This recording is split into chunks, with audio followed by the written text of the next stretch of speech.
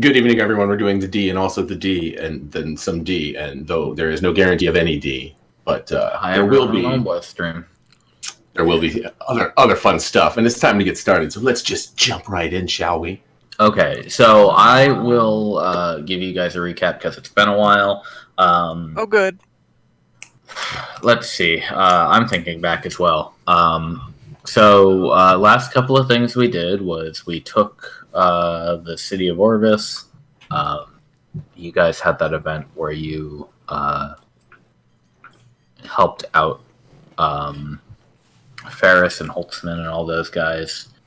And the last thing we did was venture eastward into the swamplands here.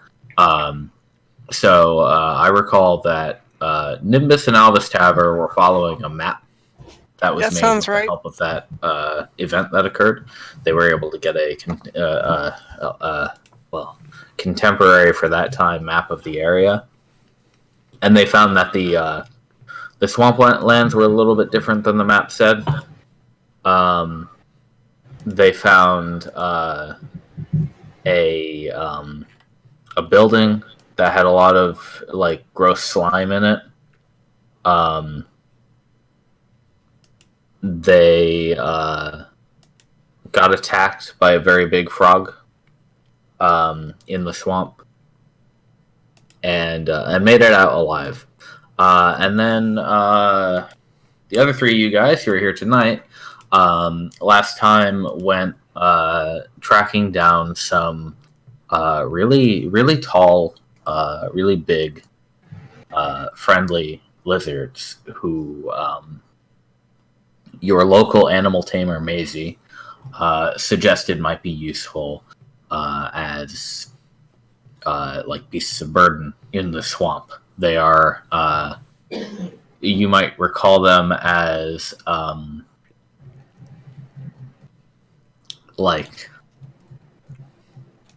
between dog and horse-sized lizards with 6 legs, really, really tall, spidery legs that they use to stand up above the water line in the brine, and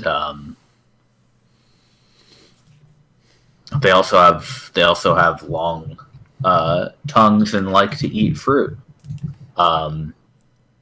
And you all managed to befriend one of them and convince them that they could come move their little clan up to the river near Orvis and basically team up with the commission, get protection from the elements, from predators and whatnot, and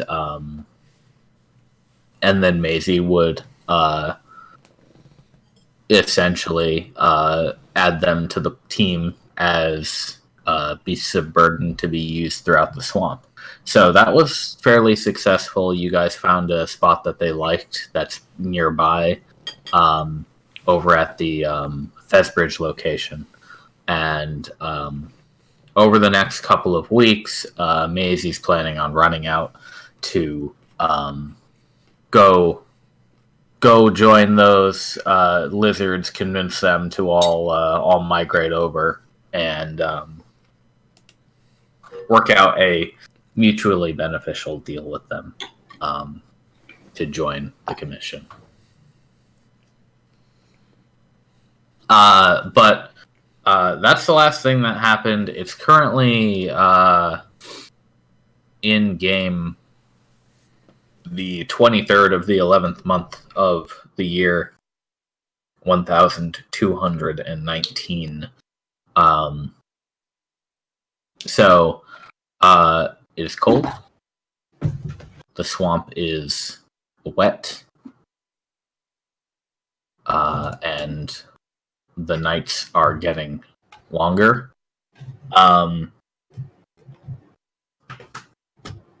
But the energy of the commission is high. People are happy to have moved into a old city that has a lot of space. The bridge off of the eastern part of the dais that the obelisk is located on is nearing completion. Your Woodwright Nami has been working on that nonstop while the Redshift permits to allow like carts and horses and stuff to eventually make their way over there. And the rest of the commission has been kind of forging a path from the other bases over to Orvis, so travel between those places should be a little bit smoother, and we're kind of getting a supply line built from the ships to Orvis, and most of the important people have moved on in. So at this point, really things are up to you guys on what you want to do in terms of going places, trying to make it through the swamp, trying to go get to the tower, or do whatever it is you all want to do. I'm just going to throw you all on the map momentarily, and so that we can refresh our memories for where we are, what we've seen, and you guys can, I'll leave it up to you to decide where you want to go. My first biggest concern is getting to that town in the northwest. However, I think we were going to leave it to the expedition to find the best way there, and I guess leave it to us to do the grunt work once we've started finding some potential midpoints, or if they can come over the hills and get there, I think was the other vector that we're putting our hopes in. But that's something that's going to be a latent thing. I would imagine it's going to take a couple seasons before we'll be able to get any answer on that. Yes, that is something that you've brought up to the Brigadier at this point, and she's agreed with you that would be a valuable item to pursue. So she's kind of been working on like what resource-wise is going to be the best way to get people over there. Excellent. And other than that, at this point, I feel like the more intact infrastructure we can find, the more secrets and clues we unlock. So that would be my highest priority, is if there's points of interest that need investigation. But that's me. Do you have a question for us this week, by the way? I was going to skip it in the interest of just getting back into the swing of things immediately. That's fair. So we'll come back with it. All right. I remember there was a quest board last time. Yeah. So at current time, the available stuff has not really changed. I would say the only thing that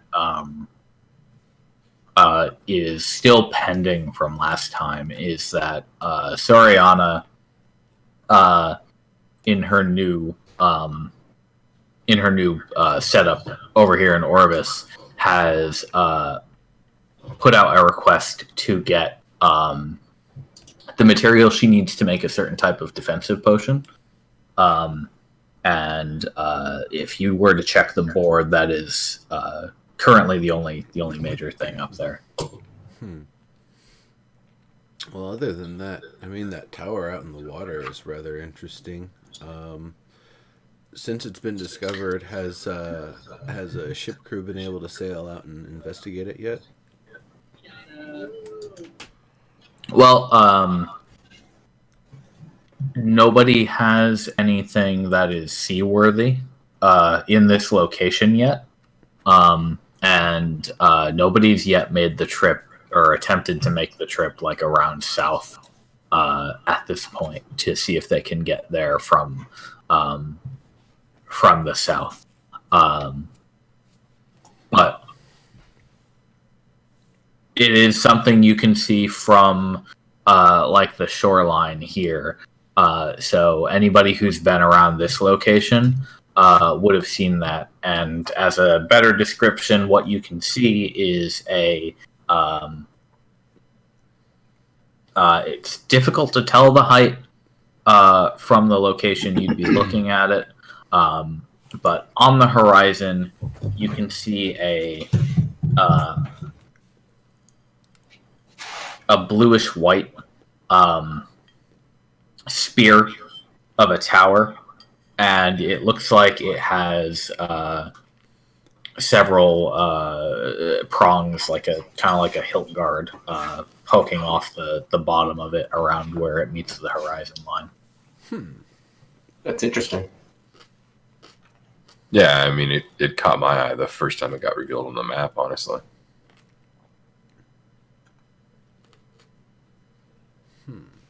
Oh, what is the ruin to the northwest of that? That's that half decomposed building that me and Verde found. There's some giant toads in there, and I feel like there are maybe a couple other critters, but some of them were already dead. Looked like some toxic sludge was in there that wasn't too friendly. That was the place that Yeah. Serb described as full of slime or whatever. Yeah, Yes, right. So the Dath and Keen basically gave it a once over, and we decided it wasn't maybe worth risking at the time with the two of us.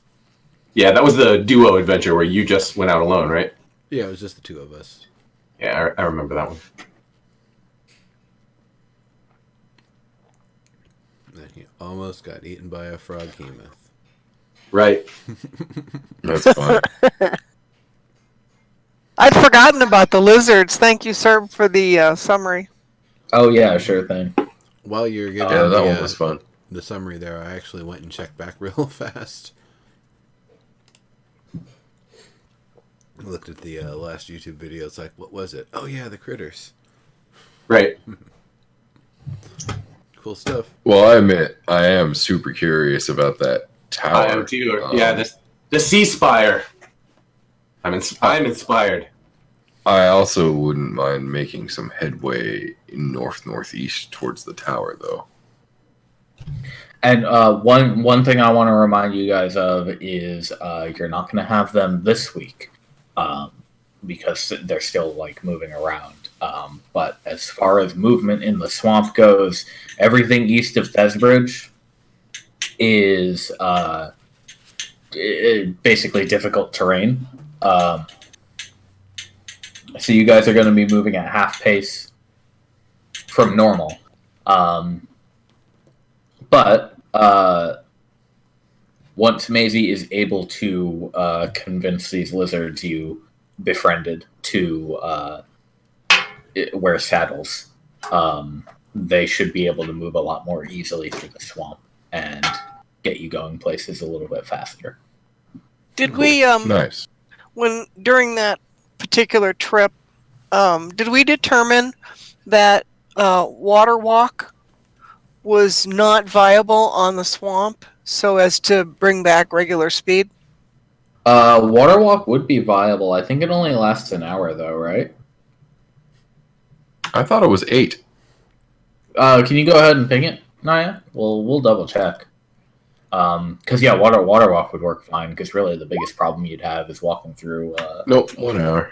Good for 1 hour. It's only 1 hour. And can you cast it on groups or is it just one person? It Cast on is a group cast. Whoever is the whole group or whoever's Oh, yeah. nearby. That's right. That actually saved our ass Up that to one 10 time. willing creatures. Yeah, exactly. That Right. literally saved my life in one. Well, you know, Yep, I actually, remember. that's not too bad because if I generate phantasmal horses for us, that's 30 minutes will get us 3 horses that'll last, the first one will expire in 30 minutes. Meanwhile, if you give us water walking, then we'll be able to basically, go balls out for 30 minutes and cover a lot of terrain. And then the horse just evaporates. Yeah, they just kind of start fading out, and we stop and take a break, and people just chill. Well, my concern is we don't actually know the limit of this water here, the swamp water, and it might be half the map. And so we're in an hour, and suddenly, whoopsie. Oh, you're Yeah. talking about crossing to that spire. Yes, So no, that's- that would not be possible for you to cross with a 1 hour water Oh, yeah, walk. no. Because It's too far, yeah. you'd have to stop every couple of miles and reset it, and you Right. would in fact Yeah. go into the ocean. But for passing quickly through the swamp, maybe. Sure, I figure if we were going to go out to that spire, we'd get a boat. Yeah. Yeah. that would be pretty much necessary at this point for you guys. Sir, what's this structure on the map northeast of Thesbridge?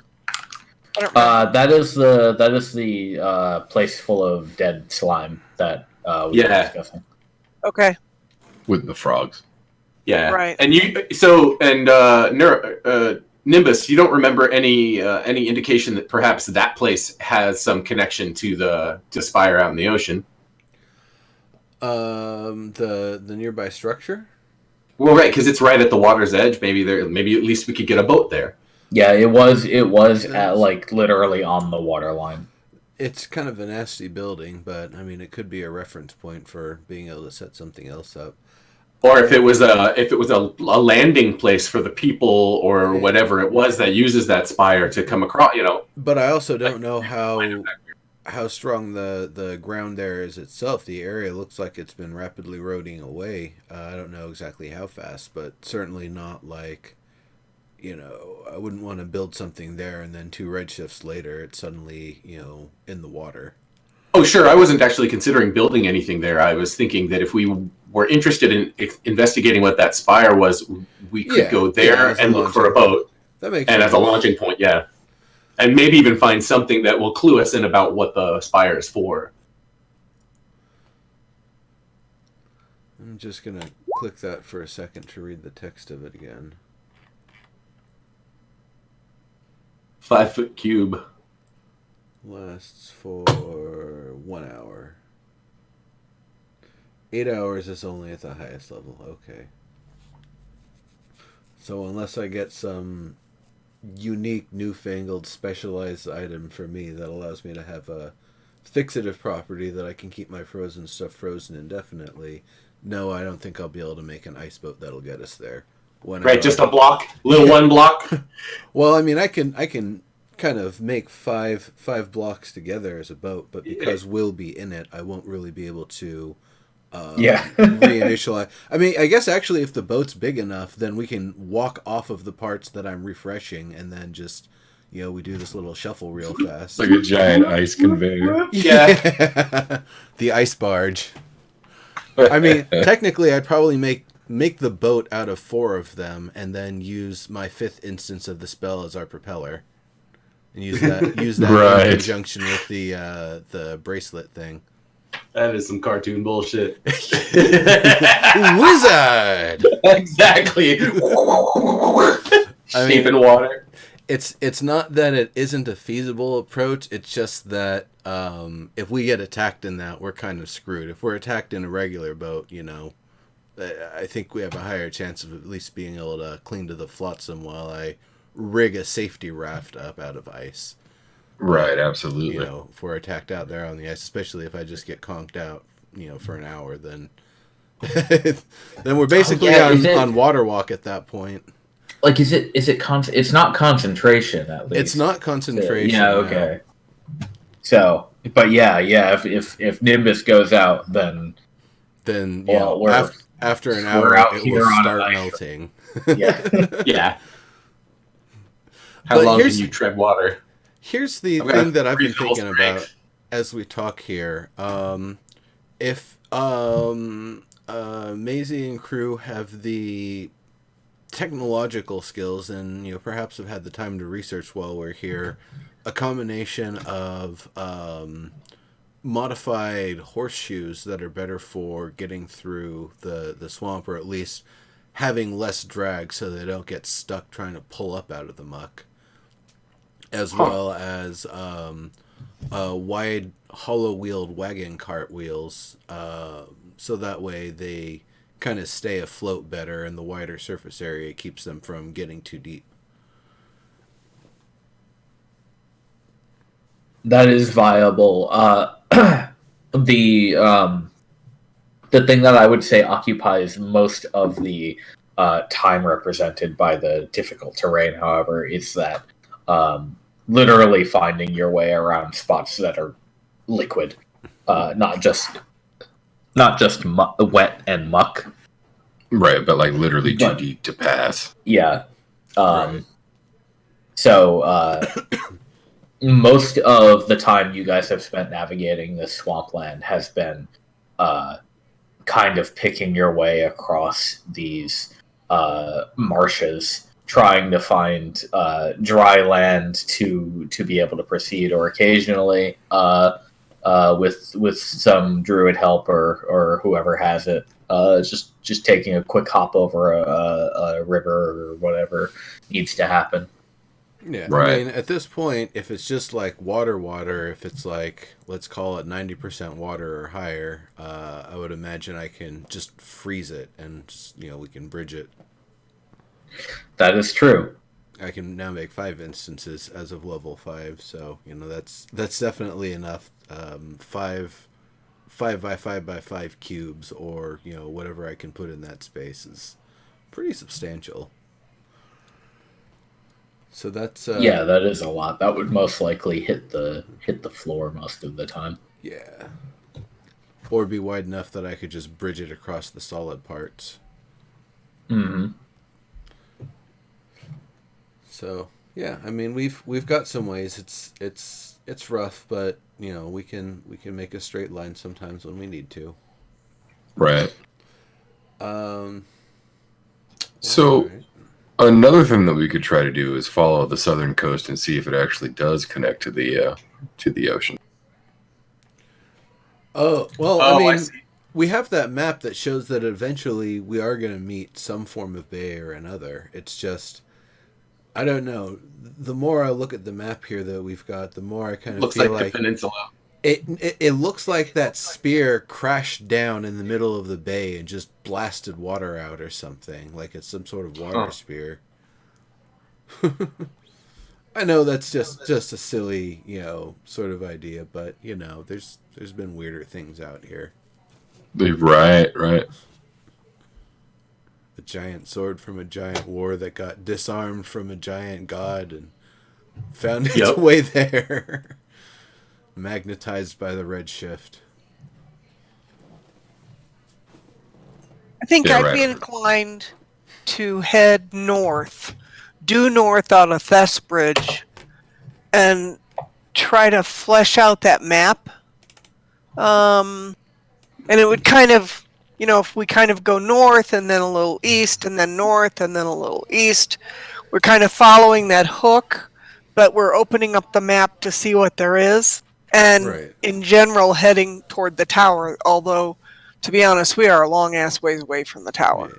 Yeah. Since the last time we went out, did scouts manage to reveal any other locations, or is this about where the scouts have gotten at this point? I think this is about it. Okay. Makes sense, because they can't really range too far, given the current conditions. Yeah, there are a few people who are particularly oriented for this sort of thing and can go a little bit further than you guys, but again, they're dealing with the same limitations you are. I know a bugbear that would be perfect for this over in Waterdeep. Yeah. Bugbear. He'd be too cheater for this campaign, though. What with being a bugbear and a brute, double UA. Is that a full class or is it an archetype? Brute is a fighter archetype where every attack you make gets an extra 1d4 and then later 1d6, 1d8, 1d10, 1d12. Oh, that doesn't sound busted. Okay. Yeah, No. right. That's why it's UA. But, I'm role-playing the character. Like, we saw a gazer and I grappled it. Nice. Yeah, that was funny. Please don't bully Gazer. I didn't dismember it, though. Someone else did. More like the rest of your party. Yeah. It reminds me of the, I can't remember which member of, what's it called? Beastie Boys was saying about how at, the holiday dinner his grandpa would always say, "Save me at the tuchus." But yeah, all the parts that weren't smashed were split apart. Anyway, yeah, so I like that idea of trying to go more north and more east and trying to kind of expose more towards the tower, and more importantly, see if we can get to some dry land. Because if we can get dry land, we can just start moving to that, and then. That was kind of my thinking. It looks like the water is contained there, by where the frog play. It looks like, it's kind of contained, so that produces a boundary, and it may dry up from there. I don't know. It might all suck. Those are those orange things are trees. I think I asked Serb that, and it was just flowers. It's just ground clutter. Yeah, you can consider it like sparse forest in the swamp. Okay. Not harder to navigate than anywhere else. Just more wooded than your average swampland. How tall do the trees get out there? Not huge. Okay. They're more like deep rooted, crawling sort of trees. Gotcha. The thought that I have is trying to build a ladder of sorts from the top of the tree, and then using as much height as I can to extend my vision with Badath to try to see as far as possible, see if we can get a better idea. But what's up there? Yeah, I don't think the extra 25. Actually, you know what? I can just make 25 feet on my own, just like anywhere, anytime. So that's actually no big deal. Never mind. They're 6 mile hexes, so I think it's like if you're like X height up, then you can see for like 2 to 5 miles in all directions. There's something on that in the DMG. I can look it up while you guys are figuring out where you're going. It's effectively 125 feet with 5 ice chunks, and then Badath going to max range. Ice chunks stacking up in like Fortnite. Yes.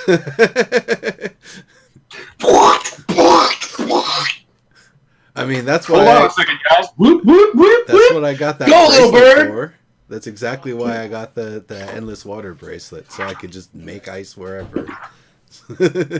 Most powerful, like common or uncommon utility item. It's just ridiculous, and I can knock things over with a DC 15 if I shoot the stream at them. I just want a drink of water.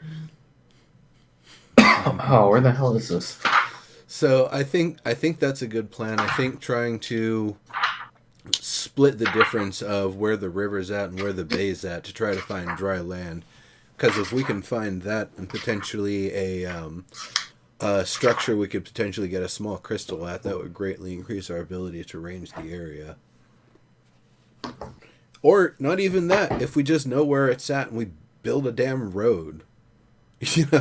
That's also within our capabilities. I mean, it's gonna be tough because Orvis is already in the middle of the swamp per se, technically. So it's kind of like, it's just where do we go from here? But it would be nice to open up the map. Yeah. It's one of those things like, what's going to cost us more, getting commissioning a giant chunk of that magic opal or whatever to make another tower or another spire rather, or is it going to be using conventional resources in the area to build a bridge? I can tell you that building a bridge that is walkable is not going to be too hard once you find a spot to put it. A bridge and then like other path and such. I guess a bridge and a road. A road will take time, but the main issue there is it's going to be hard for whoever's making a road to get more than like probably at best 2 days out from Orvis. Because they have to get back. So then, if it's harder to make a road, why is it easier to make a bridge? I'm confused. Oh, I just mean if you're making a bridge that's within like 2 days of walking, then easy. Just you do that. It takes Nami probably like 2 or 3 weeks, to get something you can walk over at least. I mean, Um, Thesbridge is still functional, right? yes. So I mean, that's kind of the point that we could use. It's I don't know how hard it would be to build road up to Thesbridge, but then if we're able to find that going almost straight north of Thesbridge gets us to dry land, I think going through the lighter forested swamp where there's at least some roots and some structure probably won't be as hard to build a road through, or at least through some of the tougher parts and some of the parts. Yeah, and it's the sort of thing where as it becomes more commonly traveled, people tend to find better routes. Yeah. And yeah, if there's a spot where there's a strait that somebody needs to hammer some pylons into, to make a clean wooden path, then easily done. But okay, while you guys are working on that, I just have to go AFK for maybe like 10 minutes. Sure. Go for it. So I'll be right back. Okie dokie. So I think You say 10 minutes? yeah, That is what he said. Yeah. Okay. So time to bio, I suppose. yeah. Any Exactly. breaks and things you need to take, this is the time. All right. I think that's a plan. We have one bubble cloak that is a cloak made of leather with air pockets sewn throughout it to help with flotation and insulation. It has been proven to work. I could probably see if we could get some more of them made, but at the very least, I think that would be a good thing for someone to keep around, and maybe someone who would be. Is it going to fit me? Would it be too big for me?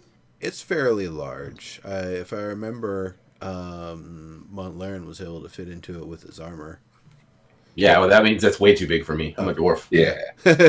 You can basically sleep on that thing. Yeah, I'll roll up in that. Actually, that's probably really nice for that. Get all warm. It would keep you warm because the air would be insulation. Yeah. You know, and then it would be like a little built-in air mattress. Yep. Kind of like it. By the way, Montlarin, have you been able to get any use out of those magic gauntlets? I haven't actually put them to use yet. Hey, what's up, your friend Jojo? Thank you for the follow 17 minutes ago that I didn't notice because I don't have my alerts on. I definitely. What is wrong with my alerts? Interested in seeing how it works in a combat situation or some other situation where something just needs to be mightily uprooted, for example. But yeah, they're kind of an interesting. Yeah, I'm looking forward to the chance to put them to use. In fact, I'm super curious about how useful they're going to be.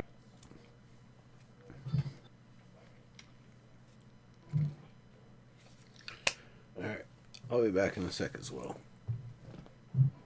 Yeah, that's probably a reasonable break to go get a drink. Yeah, that's a good idea. Yeah, I'm going to AFK as well.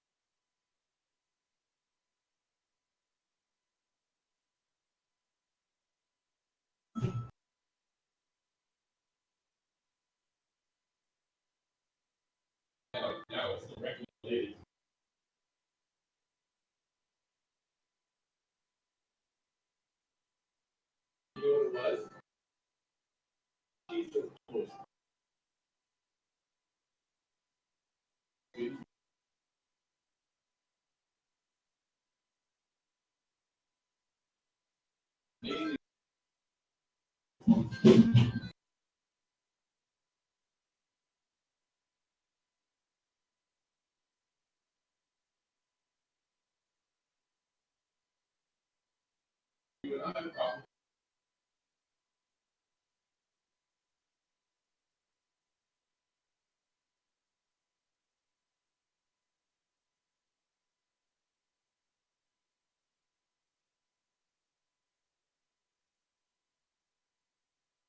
was weird food schedule there.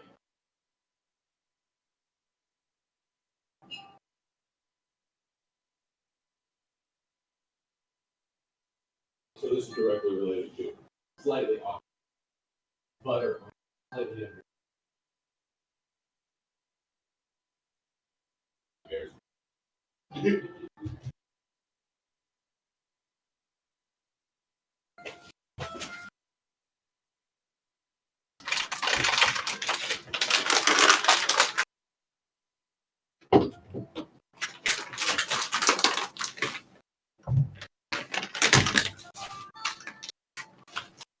What's up, my dudes and dudettes, and anyone that doesn't want to be identified as dude or dudette? You too. Welcome. A moment of downtime in our D&D game.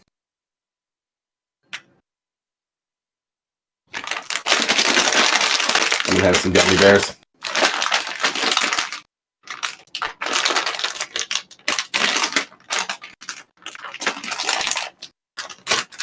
If anybody is curious, the music and sound effects during these games are usually me, and I'm using Sirenscape down there, right over there.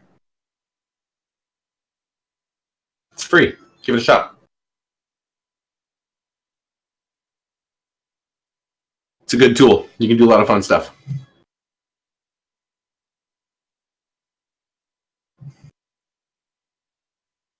Yeah. For example.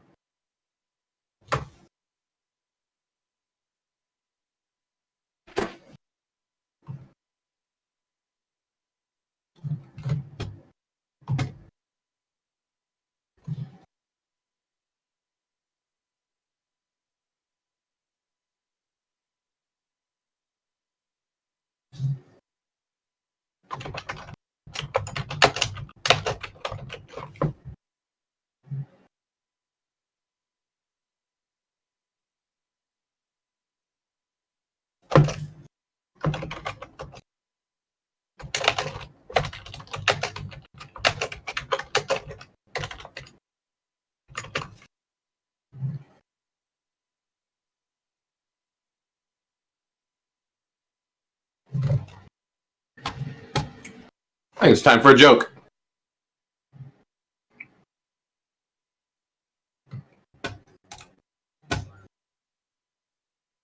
You ever? I don't know. Good question. Now, maybe. Oh, yeah. Wow. All right, I'm back. Yeah. Yeah. I haven't. So are we agreed then? We're going to split the difference between the two waters and try to find some dry land up there? I think so. Yeah. And now we can talk again. Yeah, so I think that's a fine plan. All right. Amber Green is in. Cool. So then the next logistical question is it going to be faster to make 3 spectral horses, or is it going to be faster just to keep moving on foot? Well, how long did those spectral horses last? And how many of us are there? It takes 10 minutes to generate them. Montlarin has his own personal horse. Yeah, 10 minutes per horse. They last an hour, and the ritual takes 10 minutes. So... we only get an hour of horse? We get less than an hour of horse because I can only make one at a time, and I have to make 3. So we get a half an hour of horse. Yeah. I don't think it's worth it. It's a lot of work for a half an hour riding a horse. Well, Yeah, and the use of 3 spell slots. no, it's not. No, It's it's one. Was it a ritual? Yeah, he's going to do the ritual over and over again. I still think that's a lot of Technically, spend. as a ritual, it's actually 11 minutes because it's normally a 1 minute cast time on its own. So it's less than a half an hour of horse. I have a chart. Let me find it here. You're a nerd. Well, I didn't want to just spring this on Serb, so like I sent him this chart. We've used it before.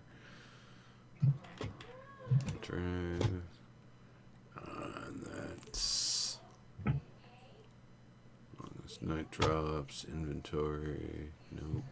Nope. Using Phantom Steed for a party. Here we are. So, Using Phantom Steed for a party? That sounds like some Bill and Ted Strike Back stuff. I don't know. So for, let's say 3, because there's only 3 horses that need to be made, it takes 33 minutes to cast them all, which gives us 27 minutes, which allows us to go at a normal speed of at the normal speed of 10 miles an hour. That lets us go 4.5 miles each. So that's 1 hex. Yeah. Which means across 12 hours we get we don't actually go faster or that much. No, actually we do go faster. We go 54 miles in 12 hours. Which is going to be cut in half because it's the slow terrain, so that's going to be 27. And the alternative, this one's going back to Serb because we haven't had this many people to do it with at once. So remember in the past when we did the 2-man horse duo to get going faster. Yes, I believe we worked it out so that with 4 people, it would speed you up a little bit. It really doesn't seem to me like it's going to be worth it because it's fractional. It's so marginal. Well, Montlaren's got his own horse, so it's only 3. And if that's true, across 12 hours, is it 8 hours of riding in a day or 12 hours of riding in a day? It is 8. 8. Okay, let me just adjust the math on that then.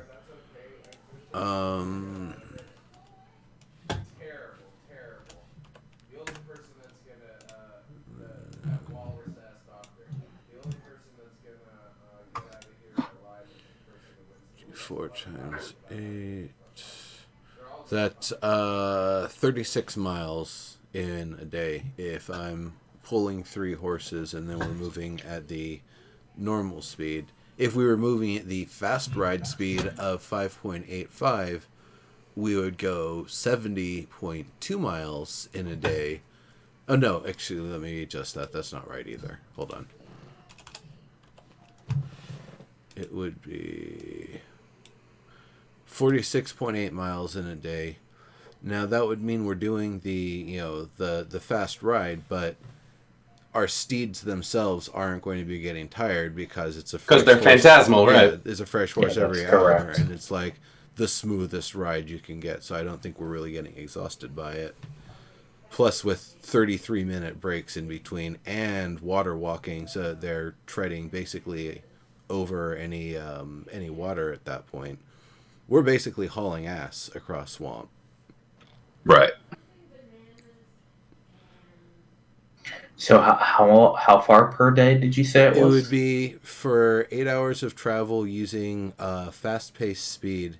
It would be 46.8 miles in a day.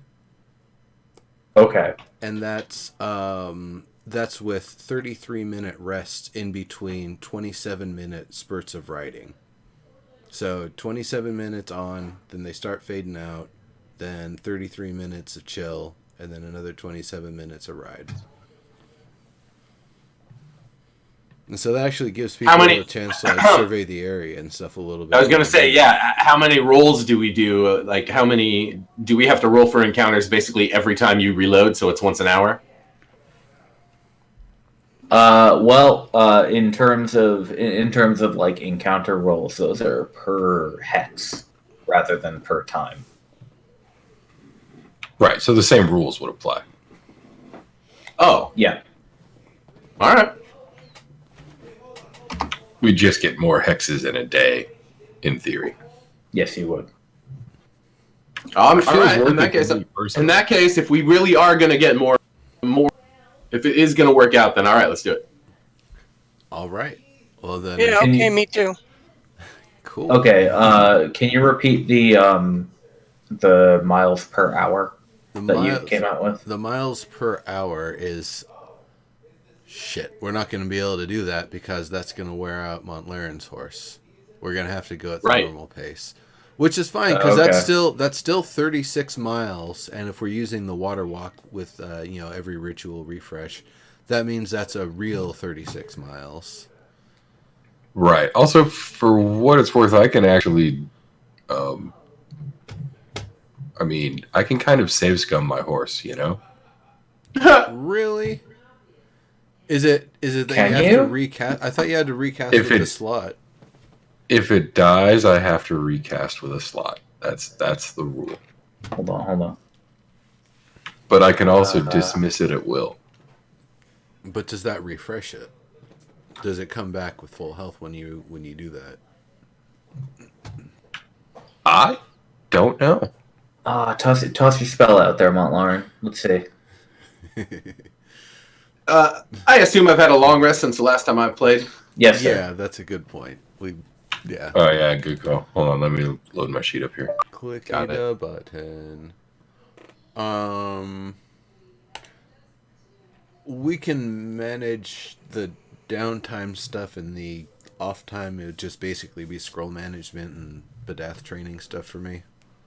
Because that's. I'm working on my magnum opus as always. Yep.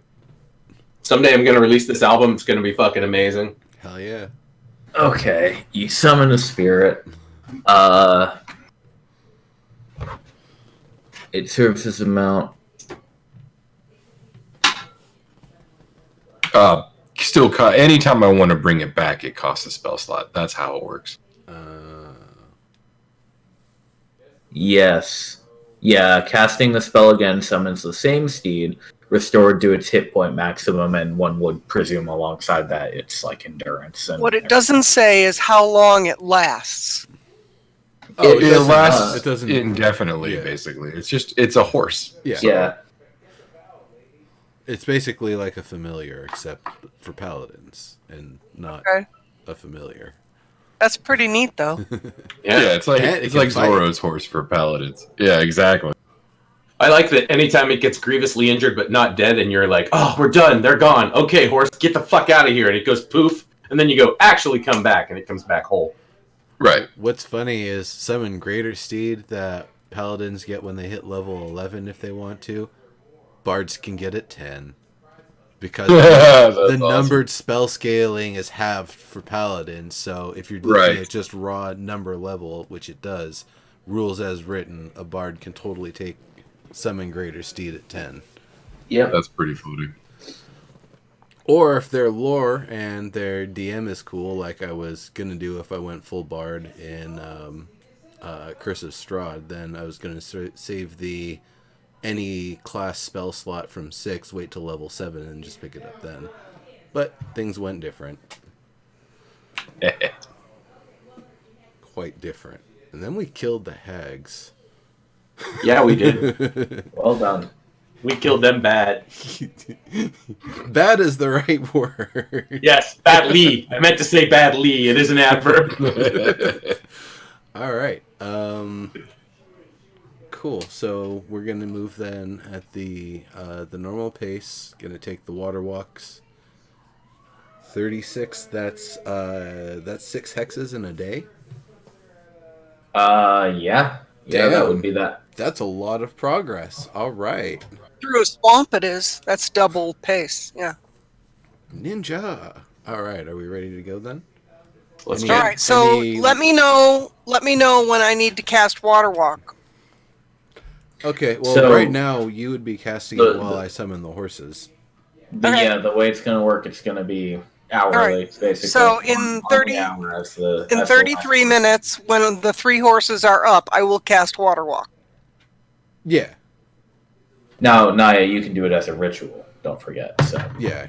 You just do it. that's the only way this is gonna work out. Right. So you're casting it Basically alongside him. 8 times a day, Mhm.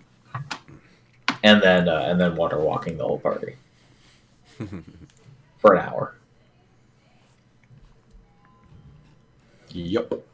Oh, wait a second. Mine is a ritual too. That's right. Yes. Yeah. Yeah, that's what we said. Oh my yeah. god, I missed that part. Yeah. So it's just you're just freely casting it for us. Yeah, I said you would be casting it alongside him. He'd be doing his writ. You would wait probably for the second one to be done and the third one to begin, and you would cast alongside. Right. As long as there's the 3 horses there, then we have our familiars and we have our water walking, and we can just go like a bat out of hell. Yeah. Right. Well, and if both writs take about the same amount of time, then you wait for him to finish his second one, start his first one, and then you count like 60 seconds. Begin yours. He'll finish. The third horse appears. You'll finish. Everyone gets water walk. We're out. You guys will get it down after the first 2 or 3 times. Yeah. Yeah. I figure this is one of those things that if some like person or group was scrying it from a distance and looking, it's like, damn, that's really efficient. Why didn't we think of that? Yeah, exactly. All right.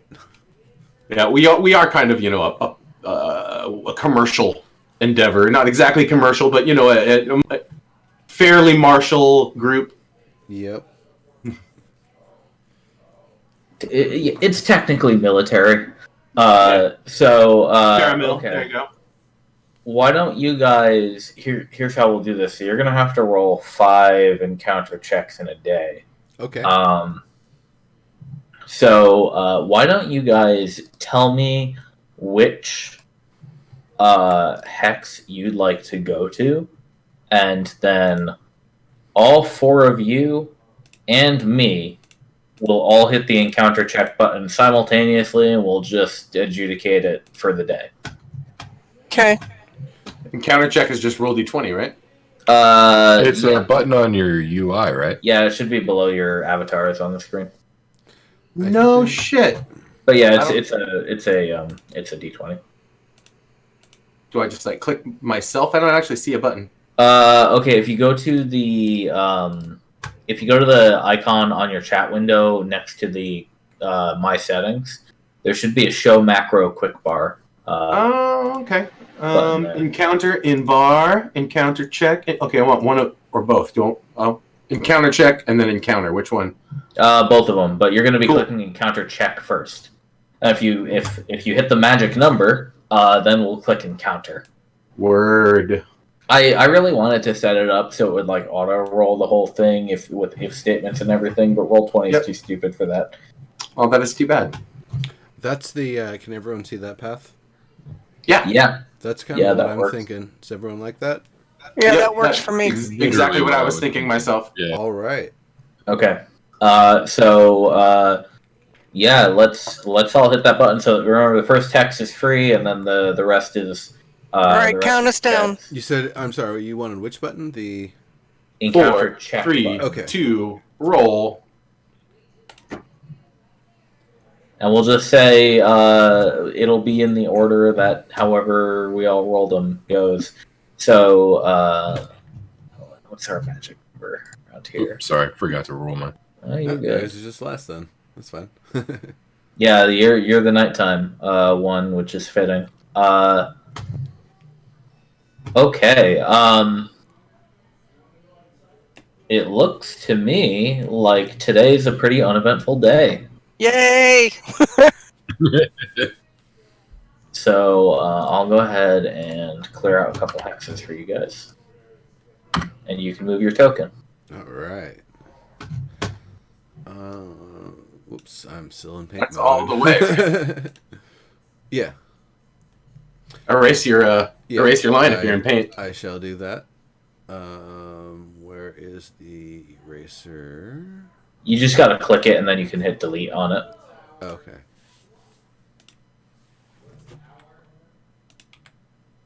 Yeah, just don't delete the character token, and you're good. Yep, we're good. And then, Okay. From here, I'd probably do a my magic 125-foot scout. Not right now, obviously, but in the morning when. The one other thing that I wanted to double check is I assume Nimbus is still using his floating disc. Yes. Yeah. Does that? Okay. How long does that last? Can you pop it in the chat? Because that might be an extra ritual too. I mean, to be fair, I don't think these horses really care about encumbrance, so we could just be carrying everything on our backs for the moment. Yeah, they don't have like saddlebags, but we could even have draped our shit around them until they start to fade. They basically that is they true. carry one person and all of their shit. That is basically like the way it reads. Yeah, but I don't interpret that as you summon them and I walk over and open ghost saddlebags and put my shit into them. There is no ghost No. saddlebags. It just means everybody's heavily encumbered. Yeah, but it's just like on a Wonder horse. Woman's horse. Sorry, let me get the character sheet open here. Because floating disc, I think, is the same. I think it's a 1 hour ritual. I actually do have saddlebags for my horse, for what it's worth. So I Well, yeah, Right, but that's because yours is an actual horse, more or less. Except when it isn't. right when it's a kindness for it not to be. Right. That's right. They don't put the tensors in. They just call it floating. Oh, No. Yeah, okay, this is They took a lot of the hero mages out. Okay, yeah. So we would just be carrying the equipment on our backs, and we wouldn't really need the disc right now. Okay, who's carrying the tents? I think you guys have 2 of them between the 4 of you. I would probably be carrying the one that I have, so I would personally be lightly encumbered, but in any danger, I'd just set my backpack down. Okay. Who's got the other one? I think Naya was the other one. Yeah, I sleep under the stars, man. I've Yeah, got I a 10. could. Yeah, I sleep Yeah, I like could carry it for you if you needed it. I mean, I'm already encumbered. I think I'm explicitly not. Aren't you like 2 feet tall? 3. 3. Yeah, no, I am 7. Evergreen is not encumbered. He is No, I'm 7 pounds under encumbered. I'm good. perfectly designed. I did that on purpose. Yeah. He got no rope. Nope. Shepherd wouldn't have it.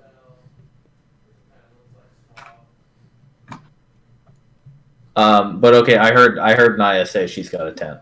Oh, I probably would have re-upped my rations too. How many rations do you think I have? Oh yes, thank you for reminding me. You guys can all re-up to 3. So if But you, we just ate 1, so Actually, yeah, so you can. finish the last adventure with 5 somehow. I think you bought some. Maybe that was, so I've just got 5 here. So yeah, in which case you've just got 5. Yeah. I would also like to have picked up a torch before I left. That's fine. Those cost 1 copper. Take it for free. Cool, thank you. And I will tick the box of tinderbox because I had one. I just didn't ever bring it with because I was knew there was other ways to get fire, but I'll bring it this I time. have a I'm still at mess 70. kit and a tinderbox and 5 torches, and I'm still at Yeah. 78. So I got stuff. not Yeah, I so don't like your have mother? torches, but I certainly have enough gear for survival. I've got beer goggles. The best kind. Oh yeah, Naya is Naya's heavily encumbered actually. Oof. she's struggling around like that lady in Labyrinth. Oh, Yeah. you love your little bear. Yeah, like your speed is literally 10 right now.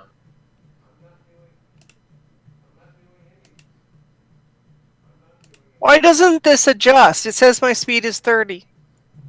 Oh, it doesn't auto adjust. It's just because you're heavily encumbered. Your speed. It means your speed is reduced by 20 feet. Right. Oh, If you wanted to drop, actually, if you dropped your 5 torches, you could get back to regular encumbered. Because you're only at one. You're at 120. By the way, out of 120. Lauren, I am medium-sized. Really? Yes. Oh yeah. They're dwarves are still medium because they're thick. Broad. Yeah. Thick. okay. So am I thick can give one of with my 3 torches. C's. I can give one of my torches to Ambergreen, and then drop the other 4.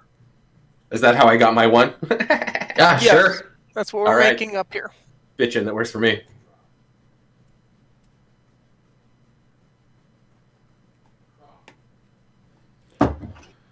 Just make sure you uncheck them. Hmm. Man, skill mail is heavy. That's pretty amazing. It is. Doesn't Oh, matter what material it's made out of. I guess it's just a heavy one. Wait, why did unchecking 5 torches? Oh, okay. No, your character sheet's just glitchy as hell. That's cool. It's fine. Okay, so I'm encumbered, but not heavily. Yeah. I'm in cucumbered. All right. Anybody who wanted to pick up rations, if you ate them this day, then you'd be back down to 2. Yep. If you had 0 before. That was what I did. What sort of wildlife and stuff is around in this area?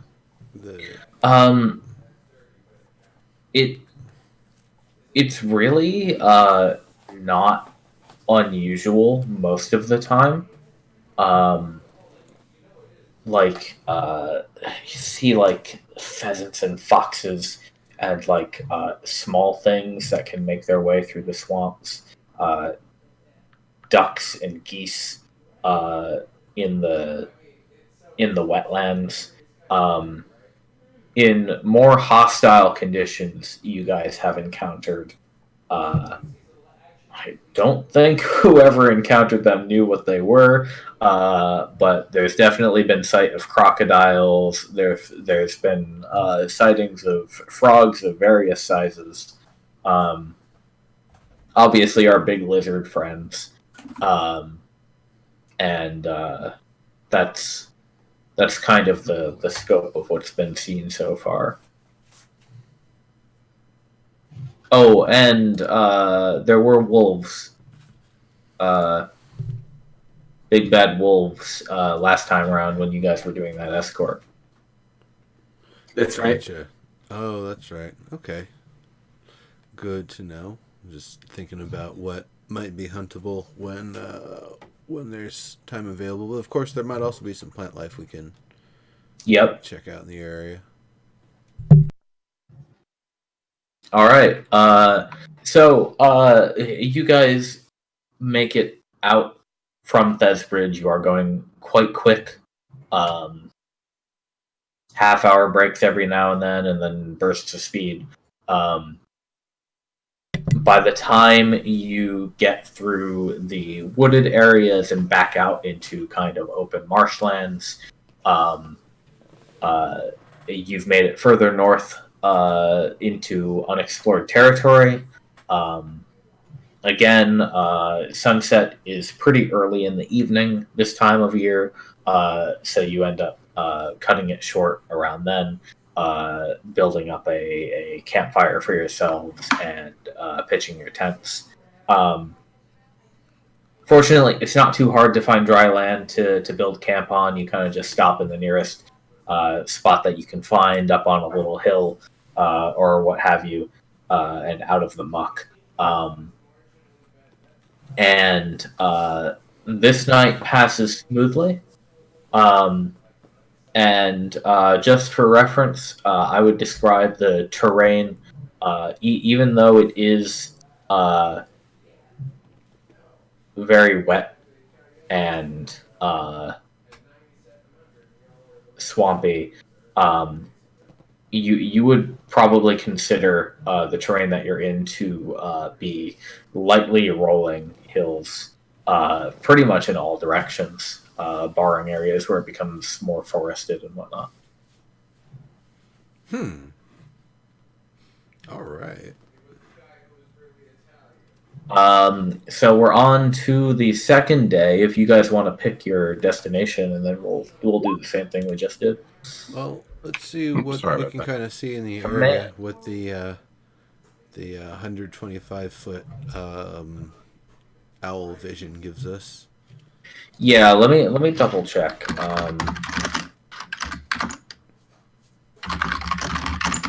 I wasn't able to find where the vision from height info is. I know there's stats for it somewhere. I'm trying to remember what it was.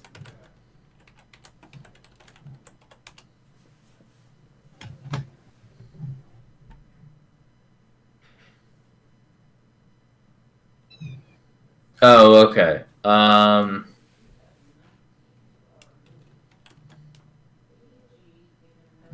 Let's see. The horizon on Earth is 2.9 miles away at ground level. On a clear day, you can see 2 miles, again, if you're at ground level or until your view is obscured by terrain features. Fog cuts it down to, if it's raining, it's down to 1 mile. Fog cuts it down to 100, 300 feet. Standing on a mountain or similarly elevated place will give you a visibility of 40 miles. So I would say going up 125 feet would not get you more than a hex. I just looked up a little calculator on the interweb. It says 125-foot observation height in feet gives you 13.7 miles. Oh, really? Okay. So Very well then. like a couple of hexes. Yeah, okay. In that case, I'll just go ahead and let you clear the hexes around you. Cool. Okay. All right. And neat. then from what I saw, did the horizon look more? You said like there were maybe hills or something, one direction or the other. It is mostly flat, but not completely flat. There's no one direction that seems to indicate hilliness in particular. Okay. And then the trees that we're seeing coming up, is that denser or more sparse woods than we saw below? The ones that you cut through just to your south were somewhat dense. I would say, especially the route you took, you more went around them than through them most of the time. Up ahead of you. Are those golden ones kind of more like aspen or beech or something? Yeah, that would be pretty accurate. All right, because they have that cluster. I'm just sort of trying to imagine, And the ones up ahead, I'd say it is accurate that they're a little bit more spread out for you. So you'll pass the occasional small copse or lone standing tree. It is almost winter time, so most of these have shed their leaves by now and are just standing out in the swamp. All right. I kind of I don't know if these trees are an indication of anything, but I feel like if we just continue a similar route to where we were going, Just straight northeast. something like that. Oh, I was actually looking at.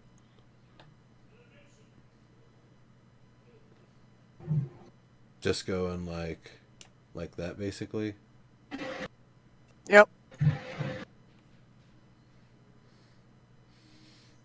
I would say not even cutting closer to the, like cutting closer this way, or Well, if Serb is going to grant us all of the surrounding hexes, or the 2 on each side as we progress, Yeah, we are I'll going give to you. fill in the I'll map. give you the the like area of effect wherever your Okay. destination is. So that means we could go along that blue line and unlock all 3 of those rows. I see what you mean. Now that is the lazy woman's way Yeah, to do that. it's the surveyor's yeah, you get like I like that idea. I just feel wonder- like it takes us so far away from the water's edge. Is that important? I guess I don't know. Yeah, well, no, that's kind of We don't know. That's the thing. Is what I'm thinking is if we continue going away from both the river and the bay, we'll eventually get to where there's just not as much soggy, swampiness. Right, and get out of this terrain. Yeah, and that's I think the goal is if we can find where there's solid ground, that allows us a little bit more room. There we to go. around. That's an alert. I mean, it's not really slowing us down, but I suppose maybe seeing Now I saw it. what existing structures may be around there still too. Yeah, absolutely. I agree with what you said. Cool. That said, I also am not opposed to just taking the diagonal and simply opening up the kind of contiguous known area, so that way our scouts have a better time moving on. Do we get 5 or 6 hexes? We get 6. 6. Well, yeah. In that case, I think I would like to end up here, but I understand that it's practical to end up here. It would actually be here, I believe. 1, 2, 3, 4, 1, 2, 3, 5. 4, Yeah. 5, 6. Yeah, that would be the one. This guy? Oh, okay. Yeah. Yeah, let's do it. Cool. Okay. All right, let's move. Okay, so we'll do the same thing we did last time. Everybody can hit that button at your leisure. Wrong one. Yes, you're right. Wrong one. Sir, I don't remember how to get the eraser. You just click it with the select You tool. you click on the line and then hit delete. Ooh, I got a natural 20. Uh-oh. Right? Yeah. When it's on a table, that's not what you want. 4, 5. Here comes a pack of hyenas with diamond teeth. Well rolled, Omi. Well rolled. Well, there's a lot of value in this, but fuck, diamonds. 1. Let me see. Yes. Okay. Okay, it's not working. Sir, can you remove my little blue lines? Yes. Thank you. Make sure you switch back to the pointer mode instead of drawing mode. Oh, yeah, thank you. So on your second hex, Montlarin, I'm going to need you to hit that encounter button.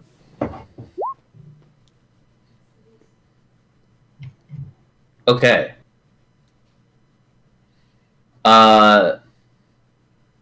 Traveling through the hex you are in now,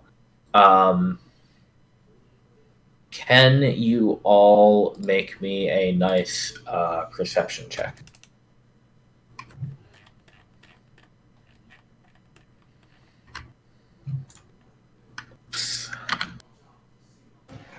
Okay, so that's a natural 2. Nice. And that's a natural 1. Very good, everyone. Jesus. No, I'm paying attention. I got your back. Yeah, Evergreen, you while riding spot a it is not a tree. It is a very tall bush. Okay. And you see it is currently fruiting with berries that are like the size of your head. Wow. Okay, well, what kind of... Have I seen a thing like this before? No. I shout out, I go, God damn, look at the size of these berries. Huh. You guys! Huh. Hey, Naya, have you ever seen The fuck is that? any sort of plants like that before?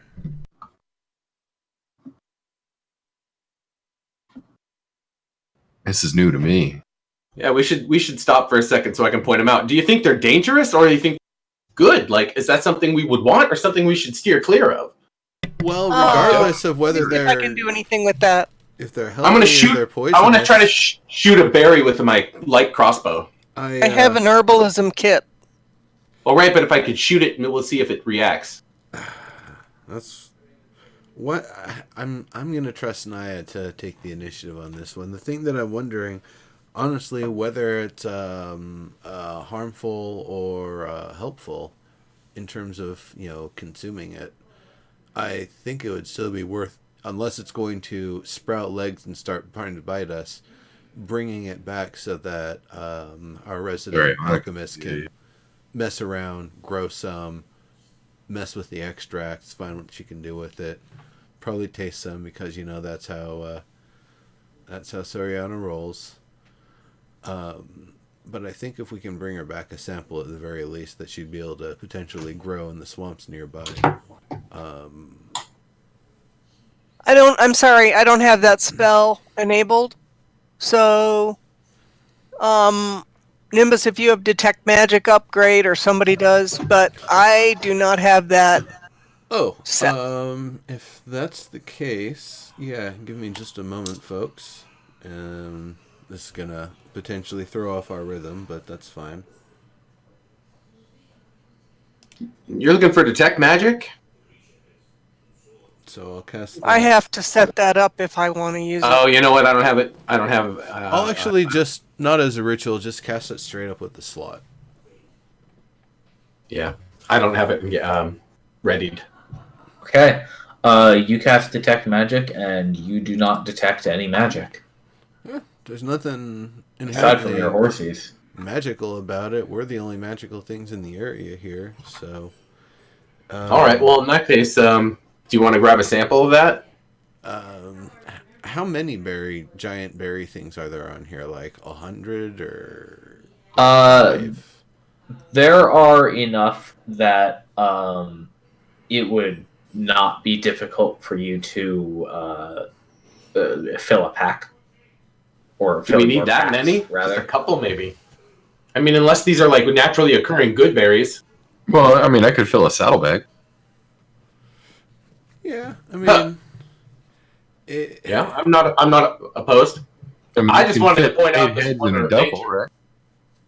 Yeah, exactly. 8 heads in a duffel. That's what I've heard. 8 heads in a saddlebag? That's grotesque. It is. Meanwhile, I'm writing it down. 8 heads in a saddlebag. That's the name of. That's going to be my grindcore album. Yeah, these things are meaty too. They're like 3 pounds each. Wow. Okay. Neat. Yeah, we should definitely try it to take them. That said, I'm like playing 6-1 odds that thing attacks whoever tries to pick a berry. I know. So why I said I'm going to ready. shoot it. I want to shoot it with a crossbow bolt, but I want to shoot a berry with a crossbow bolt. That's pretty easy to do. Instead of that, why don't I just knock one off with a quick spritz of blast water here? Sure, Let's see if Mr. it Magic. All right, I'll hit it with just With your super soaker. yeah, just as much of a stream as is needed to knock one off. Okay. You blast one of the low-hanging berries, and it is struck with enough force to snap off the branch it's on, and it plops onto the ground, splits open. Berry goop on the ground. Does it smell bad? It smells sweet. I pulled Badath out and asked Badath, Can I make a survival roll? taking a whiff of this, is this something that you would try to eat, or would you caution against it? Sure, and I would likewise. I could use survival and be like, does this have the things that I was taught? That it's a poison berry or not? That would be nature, but yeah, you can go ahead and do that with a nature roll. Let's do, okay, I don't have as much nature. I could get lucky. 19 very is nice. pretty good. All right. Ambergreen. Right. To you, these look like like a pretty normal kind of like red berry, that normally would be the sort of thing that you'd go and collect a fistful off of a bush Yeah. and have as a snack. Right, but these are just giant. They're very large. I guess I'll take one for the team and taste one. What's my intelligence? No, my intelligence is 10. I will taste one. My wisdom is 18. My wisdom is 18. So if you're like pretty sure, yeah, you're like this is the same as a regular berry, just big. Well, and I'm gonna trust my wisdom to be like, yeah, that's actually my intelligence being only 10 is gonna go. All right, so I'm gonna eat. See, so I just take a big bite and go, let's try it. Okay, can you make a Constitution saving throw? Yes, because my Constitution is also kind of high, and that's also this. Crit. That's delicious. That's great. It's sweet. It's tart. It's very filling. Right on. I'm gonna say that was really pretty good. Well, yeah, let's grab some and go. Yeah. Sounds good. Wiping juice from my beard. That was all right.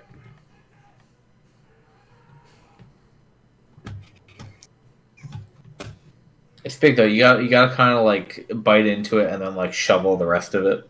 Yeah. Yeah. Berries. Who does not love berries? Right? All right. So you all collect a few of these, enough for the party, and then a couple extra. I think you guys said. Yeah. Yeah. Okay. And we will move right along. So Amber Green made a nice 20 roll. Nothing eventful on X.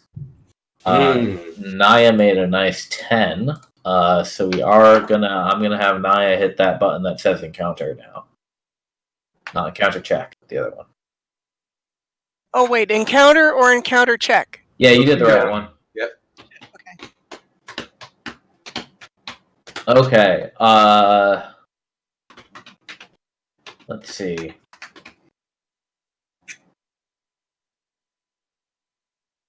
Okay, I need everybody to make a perception check again. All right.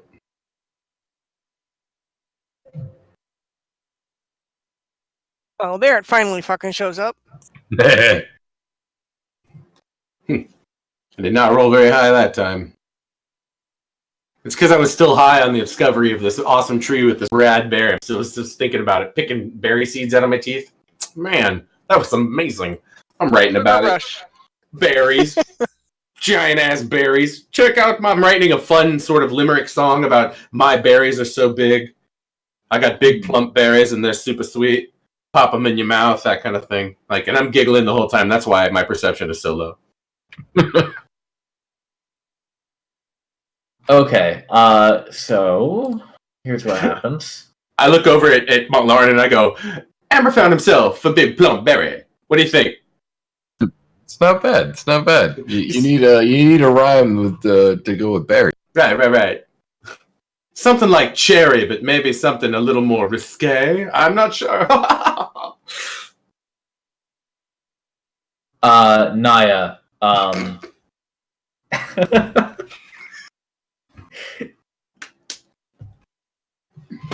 you see, like this, sharp-eyed perception. You see movement as you guys are approaching a kind of grassy area that gives way to loose muck. You're just thinking you're probably gonna have to veer a few feet to the left and go around it. But before you do this, and as you're about 30 feet out from it, you see a what would be the way to describe it? I guess a sizable set of eyeballs poking out of the muck, and you actually notice them swivel and latch onto your party. It's either a crab or a fucking snail. Are they like eyeballs on stalks? Well, you don't see it, and neither do I. Montlarin, you see it too. Oh, you see it. Perception. Nice. I don't see it. I'm writing jokes about big berries. It is, in fact, it looks to you like a single stalk with 3 eyes. Whoa. Weird. Go Redshift. Yeah, is it making any move towards us, or is it just watching us? About now, I cry out, "The social pages say I've got the biggest berries of all! Yes!" And I keep writing. Montlarin, you can see that the mud around this stalk seems to shift.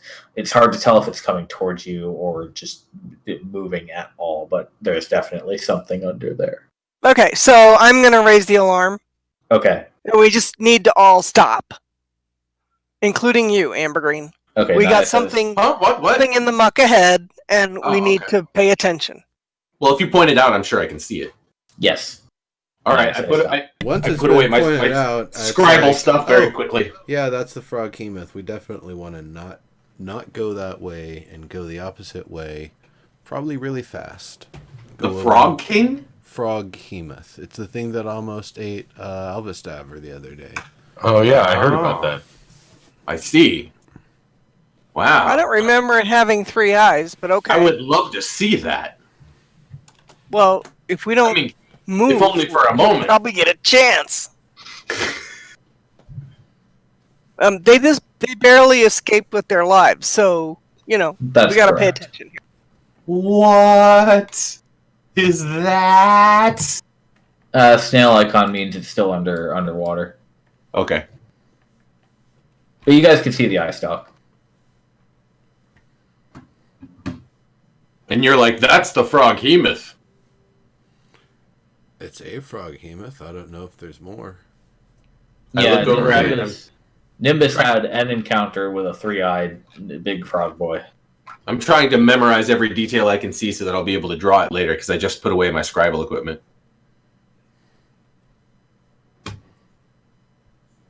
I wonder how readily could I... Let me see. Are these 5? 55? Yeah, the tiles. Yes, yeah, they're 5. 5, 10, 15, 20, 25, 30, 35. He's about 45, 50 feet. I wonder how confident I am that I can get one of those eyes with this crossbow. No, don't do it. Well, if I put the eyes out, it can't see us. I don't think we'll be able to survive that long. Right, are you suggesting we need to run? Yes. We need to run. Well, then we should flee. If it chases us, I can try to redirect it with a fireball. That's about all I've got. Well, if you have a fireball, burn its eyes. I didn't really do much to it. Ah. I hit it pretty square. Yeah, the last time they outran it. Yes. I used the fireball to Or make it go the opposite way. they tricked it into running off after nothing and kind of fled in the other direction. I believe was the way they resolved that. So before we trip it here, let's just start backing off and go around. Well, I haven't. Yeah, exactly. It has seen us, but it hasn't decided it's going to eat us yet. Is that what it looks like?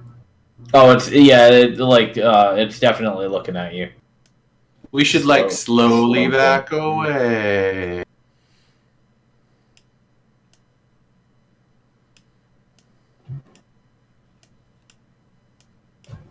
Okay. As you guys back off from that particular spot,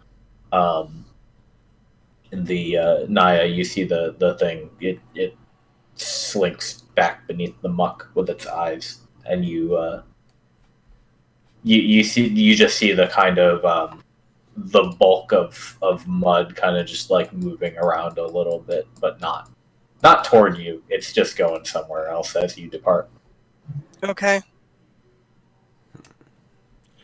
Good to know. All right, let's find kind of another way around this area. It's a 6 mile space, so I'm sure we found something. Yeah, why don't you guys give me a survival roll to see how efficiently we can remap that.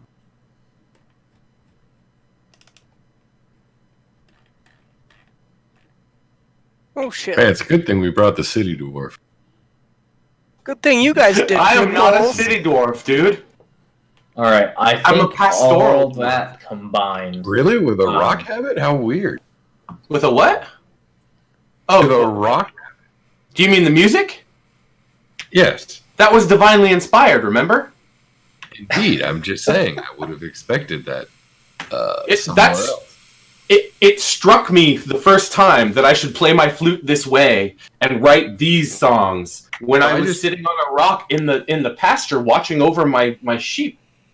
I didn't mean to. It's just I thought that as I'm a Hamlet dwarf at best.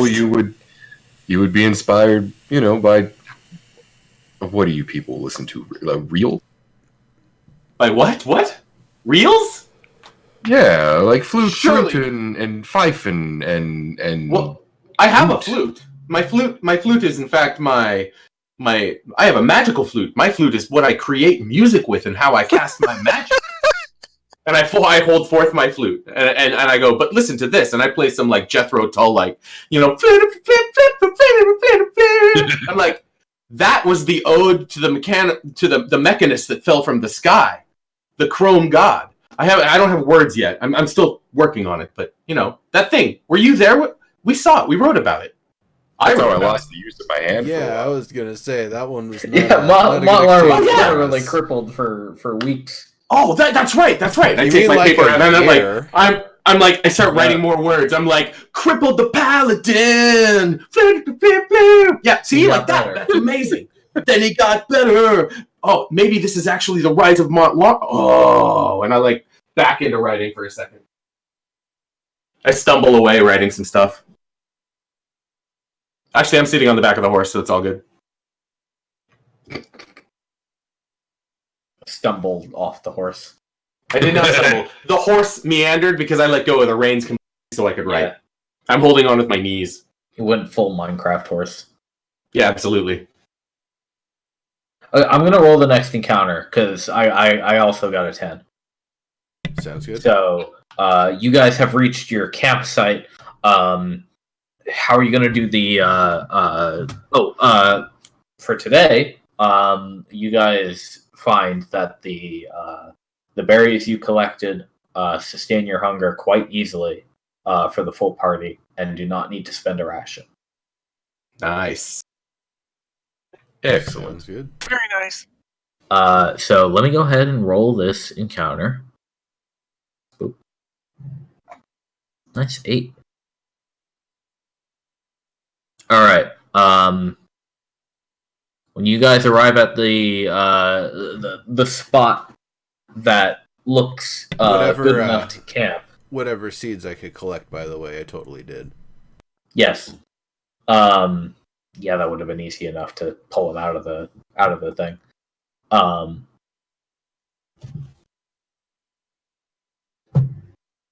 You find a flat, dry area, thin grass.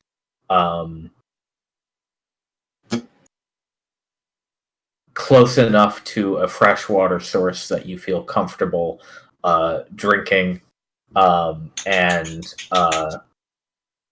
there is one tall, twisted tree, and from its branches, which are bare right now, there is a brown, almost like a sack, draped and hanging over the branches. It looks like if you were to unfold it, it would maybe be like 5 feet tall, 5 by 5. Interesting. I think we need to make sure that that is actually something inanimate before we go near it. Absolutely. Yeah, like maybe spray it with some of that there ice. Shoot it with an arrow. Flick a coal onto it. Well, if we're trying to do it without necessarily disturbing it, I can just, take a moment to detect the magic on it. Okay. Certainly a good start. All right. This Nimbus, is you a cast. ritual this time. Okay. You find that this thing has no magic to it either. Doesn't seem to be magical. That doesn't mean it isn't naturally animate by the actions of the Redshift. Right. Naya, do you have any way to... Well, as long as it's not going to wake up and try to eat us if you approach it, that's fine with me. Yeah. Naya, you don't have any way to talk to plants, do you? Not that I have prepared. Okay.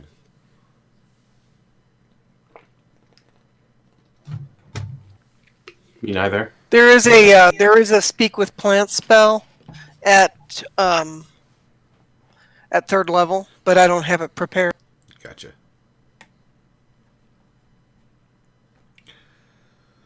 All right. Well, we can investigate it further if you folks are interested. I could. I should pull it down and see if there's, any writing on it or anything. Yeah. That's a good point.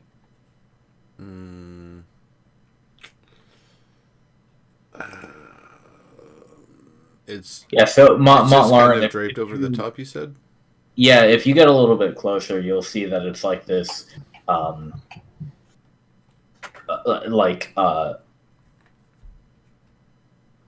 rusty brown color with like streaks of white and black in a couple of spots, and it's just like really like droopy and. Oh, my DM's tingling.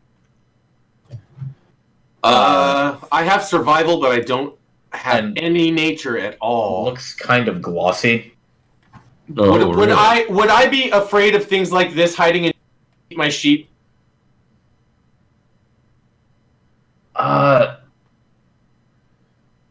It doesn't look like something that you would think to hide among sheep. It's not something that you're familiar with. That would be a sheep hunter. Okay. This is more unusual than that. Yep. How odd. I wouldn't like to go underneath that. It's Me either. it's high enough that you could probably like poke it with a stick or your sword or something. I think I want to stand clear of that. Yeah, I'll poke it with my sword. Okay. Everybody get ready. Right? Here, I'm going to cast Sanctuary on him as I do that. Okay. So you cast Sanctuary quickly, and yeah, as you step forward with your sword, I step forward and go tootly toot toot. And cool. Montlarin, are you? I assume you've unsheathed your sword. You're not just tapping. Yeah. Yeah. No, okay. exactly. So, when you tap it, you find that it is quite heavy, and it makes like a wooden like tunk. Huh. Okay, I smack it hard. Nice, it's a bonus action, so I actually did do that real fast. Okay, when you smack it hard, you hear both a tunk and a really, like, discordant string note. Huh. Huh. But there was no magic when we did a detect magic. Correct. Can Montlarn and Ambergreen, can you guys both roll perception again? Yas.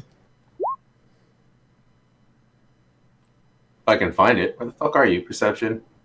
I believe. It's over on the left. I found it. My perception was low. Okay. Ambergreen, you see that, and he smacks it hard, and it just like wobbles a little bit, and you're looking at it, and you hear that sound, and you like switch your perspective on it just the slightest bit, and you realize that the thing that this is a piano. A piano that's been like draped over the tree? Yes. I go, wait, is that Shades just a of piano? Salvador Dali. Wrong game. Exactly. I'm like, Wrong what? game. What is this? Is that a I look for the keys. Can I find the keys? Yeah. That bit that looked like a white stripe across the middle of it, kind of like halfway from the other side. You realize you can see like individual keys all melted and twisted together. So I relate this to Montlarn. I go, poke those. Can you like make a noise?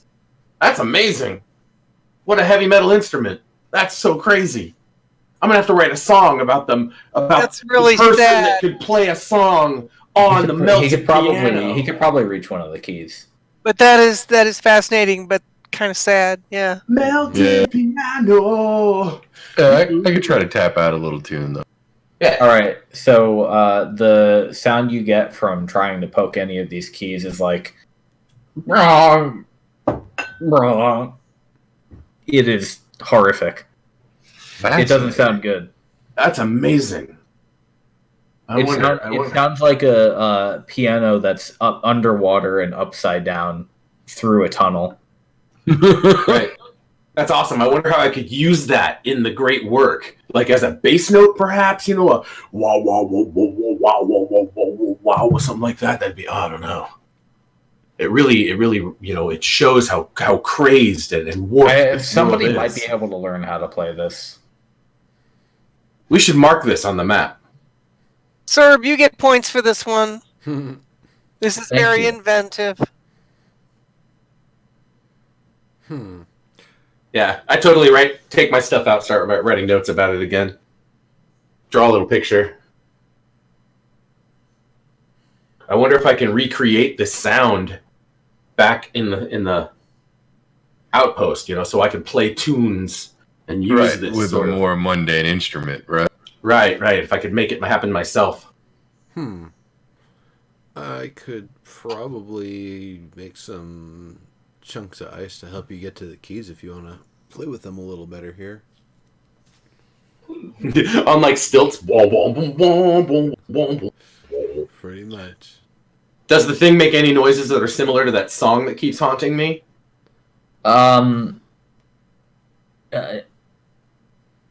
You mean the one that you heard from Ferris, yeah? Yeah, the one I keep hearing in my dreams and stuff. She plays on a harp. Okay. So this is not quite similar. It also sounds real bad. It also sounds real bad. It's bad. Cool. All right, well, neat. I've taken all my notes. Make a note on a map. Yeah. Yeah, we should mark it on the map here. Feel free. You guys can draw, whoever is able to draw. You can even do text. I recommend the yellow font. It's visible on the dark green. But yeah, eventually this will lead into the nighttime, and you guys will be forced to retire and put up your tents and everything. At this point, you figured that the object is safe. Piano shaped like a question mark.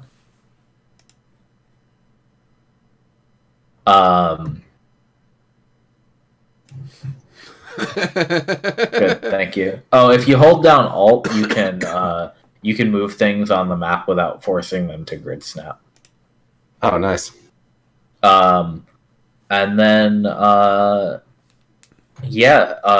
morning time rolls around. Day 3 starts. Cool. What Where are we headed? What did we manage to unlock of things along the side along the way? By the way.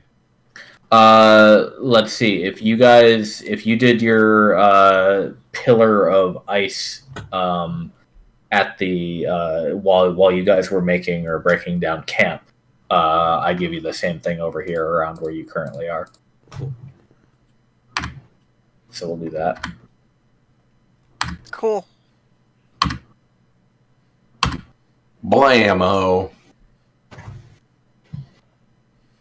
Okay. I assume it's because we're riding the horses and we're like riding them full tilt. We don't really get to a lot of cartography time. I mean, yeah, I'm just thinking because if this And is we're low. Nimbus has to stop and spend like however long it takes for him to climb up a stack of ice. Yeah, he'd have to have done it there too. Yeah, In order to. he is presently occupied. With Yeah. horses. I can't really have somebody else make the ice blocks for me. You can make the water, but I can't. You can't actually make the blocks. So it doesn't take me more than a moment to take blocks. So if you did make the water, all right. But anyway. And next destination, up to you guys. You got another 6 hexes for today. It's still swampy here. I'm kind of thinking so that way we aren't going too far out in case the redshift hits on us. We should maybe start going north a little bit and kind of start going back a bit. North. Okay. Kind of like. Oh, I this see. way. Looping. So that way, we can follow the river down or however we need to when it's time to come back. At the very least, if we go this way and the redshift hits, we can follow the river and probably get back. I'm sure we'll be able to get back in time. Ride hard through the night and stuff. I'm sure we'll be able to. Can you make an ice raft? Does it last? How long does it last? An hour. An hour before it starts melting. It lasts an hour, Okay. but if I make it as a flat barge with kind of low sides to it, we can stand on a segment that stand on segments individually to let me refresh the other one. So technically, we could keep it going indefinitely. Okay. What I was looking at is if we end up going back that way, and then connect to the river, we can just raft back. That's true. Yeah, down the river is what she was thinking. It's Right. 5x5, right? Literally take the river back to Orvis. It's 5x5x5, and I have 5 of those I can arrange in any fashion I'd like. Oh, okay. So you could just make a barge. Yes. I can make a barge, and I can use an instant of the spell to steer it. You don't even need to do that if you have something flat. You can stick it in back as a rudder as long as the river is flowing in the direction we want to go. Yep, that's true. So this would be 1, 2, 3, 4, 5, 6. Should we go out this way and kind of create the loop? See if we find I'm some down. land? Yeah, let's do it. All right. Okay. Encounter checks. Yeah, that looks good to me. Yep. So we'll do 5 encounter checks. Here we go. See who gets the magic numbers. Naya, I saw yours come up and then Montlarin appeared on top of it. That was. I know. I saw that. Yeah. Okay. I guess that's lag or something. I don't know. It kind of derped for a second. Very good tool. Amazing technology. All right. Speaking of which, I played a little bit with Fantasy Grounds. My friend got his set up and made like a test campaign or test room out of it. Oh, with the beta or whatever? Yeah. It works. Yeah. Yeah. It does. Character you can click on a skill in your character sheet and it happens instantly instead of after 30 seconds. It's, You don't have it to is pretty refresh 2, it. 3, 4. Yeah. yeah, it works pretty well. All right. So you guys get here, and then today it's just going to be Naya who has to roll an encounter. Oh, okay. So, I mean, you got Thanks, the magic Naya. number. It's cool. 13. Okay. All right. You all come across another like small pond area, kind of like a wider part of a little stream that you might have been following for a little while, and unusually, you see a like 4-person wooden rowboat in the pond, a little way from the shore. Really? Yeah, is there anybody in it? No. Huh. Huh. Nifty. Well, isn't that handy? Mm-hmm. Weren't we just talking about how we wanted that to happen?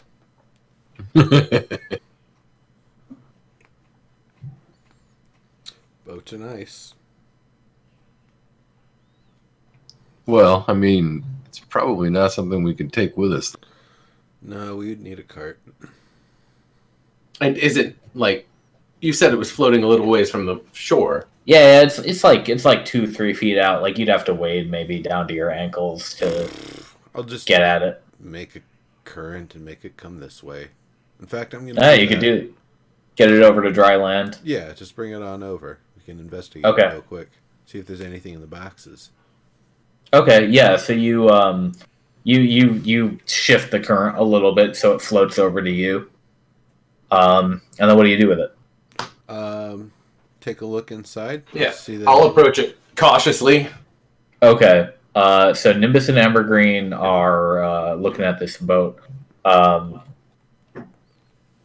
Nimbus, as you lean over it, I need you to make a wisdom saving throw. Okie dokie.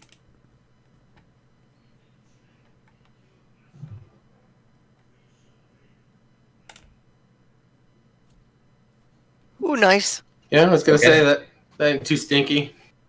Yeah. You take a look once over. You look like it's got like a couple of like bench seats. You glance under them, around them, like it's an old, really worn out, crusty, mossy old boat. It doesn't look like it's got anything in it.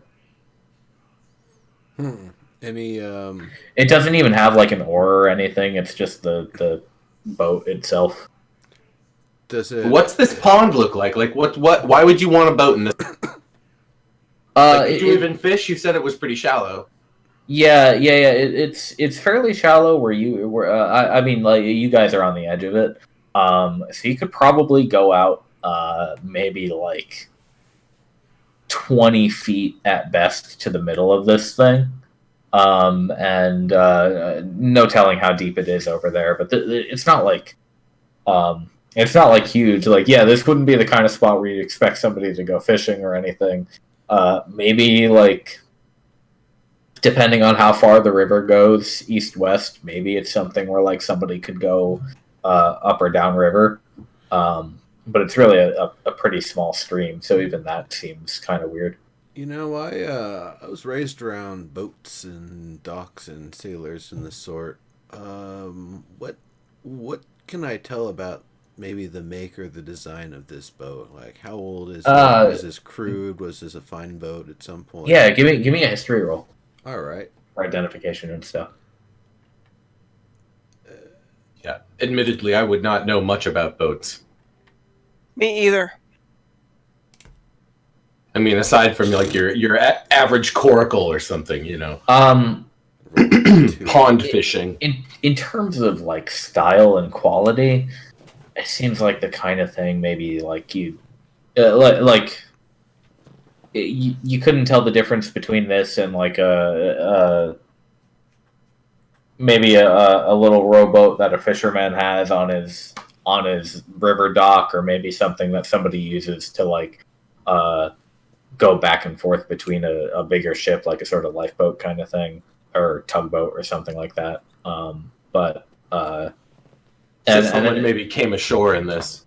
yeah, maybe. And then in terms of like make and quality, it's hard to tell how old this is. It's made of wood, so you're thinking is it can't have been out here like forever, unless it's been preserved somehow. But it is quite dirty and looks kind of old and partially eaten through in some spots. Is it actually seaworthy though, in terms of no holes in the bottom? It's the kind of boat that you'd be like, you might not want to get into it, but you think if you had Right, to, but I mean, it was actually floating, right? yeah. Right, yeah. If it's actually floating, if you really had to hop in and go somewhere with it, you wager you could probably make it wherever you need to go. okay. I could probably reinforce it in different ways too. But I don't think we necessarily need the boat. It's just interesting to note that it's here. And Yeah, we're gonna want one in a little while, but what do we do with like if we just leave this one here up on the shore? There's nothing in the water, right?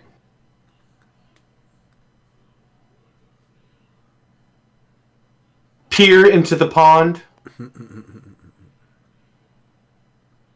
Oh, it's quite muddy and stuff. The water's not clear. Okay. But you don't see anything like hopping around or anything like that. Yep. No boats, nothing weird. Just this boat. Bugs, frogs. Pond. Yeah, I don't think there's anything special about this pond. all right. Well, interesting. Maybe what's special about it is it is still floating. Right.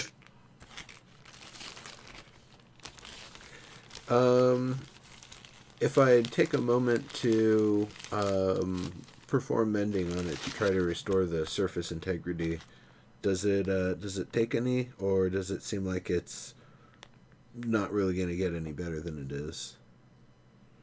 Yeah, it will take, actually. Like it would take you a lot of time to really get it ship shape, as it were. But like if you just want to try it once, you could like pick a rough patch and kind of clean it up, get it rebuilt a little bit, and yeah, that works. All right. Well, that's just as a test, I suppose. I don't think we're going to sit here and fix this. And yeah, yeah, I don't think we need it. It's good to note that it's here, though.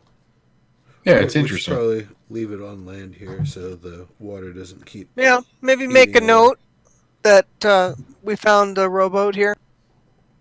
Make a boat note. A note about a boat. A boat note, yep. Is your mending spell?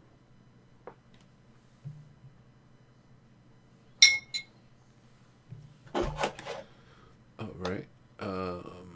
Is anybody writing that note, or should I write it? Oh, I did not. Here, I'll write it.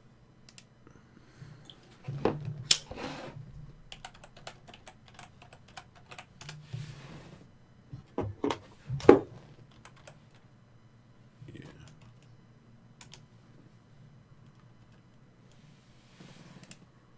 There we go. Old rowboat. All right.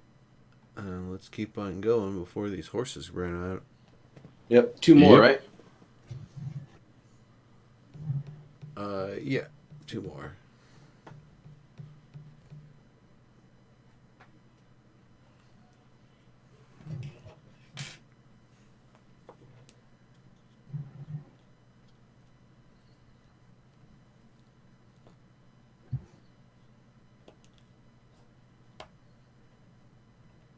Sir, you muted. Whoopsies, I was talking. So I was just saying that is that day. Nothing super eventful here. You guys hit sundown, find a place to sleep. You are going to have to spend a ration or do something else about that. And by this time today, you guys notice all those berries that you picked up. They have gone quite overripe. Oh. I think I'm going to. I think I'm gonna just stick with the rations that I had brought with and extract the remaining seeds from the other ones. Yeah, that's easy enough. Yeah. You take a look at like the stuff, the fruits that you've kept so far, and they're not the level that you'd want to eat most of it at this point. No, might be Yeah. able to get some juice out of them, but I think we ought to save that for. Sorry, I don't know if we get it at all. Yeah. Right. Just pull the seeds is a great idea. Yeah, I think that'd probably be the best for now. Just pull the seeds. I mean, I could. No, I don't think I'd be able to keep one frozen the entire time.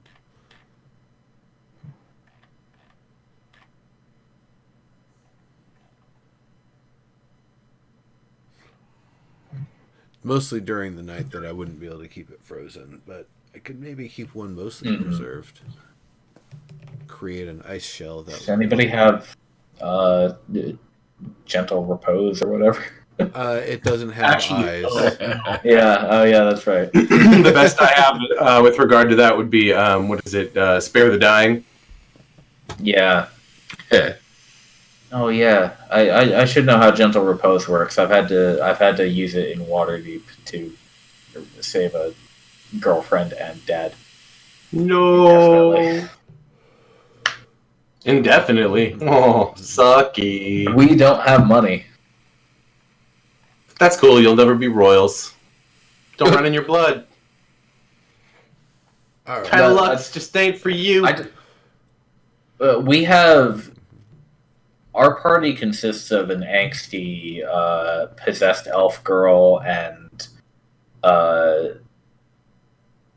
anarcho-communist and a dude who's never worked a day in his life, even though he'd probably be good at it. So I think we would all reject nobility, honestly. Nice.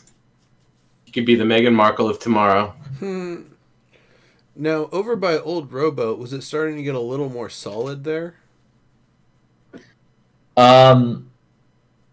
Yeah, there were places that you passed by that were a little bit drier than the spots you've been going through so far. Interesting. Cool. All right. Then what does the I guess the scout from this location give us? All right, let's find out.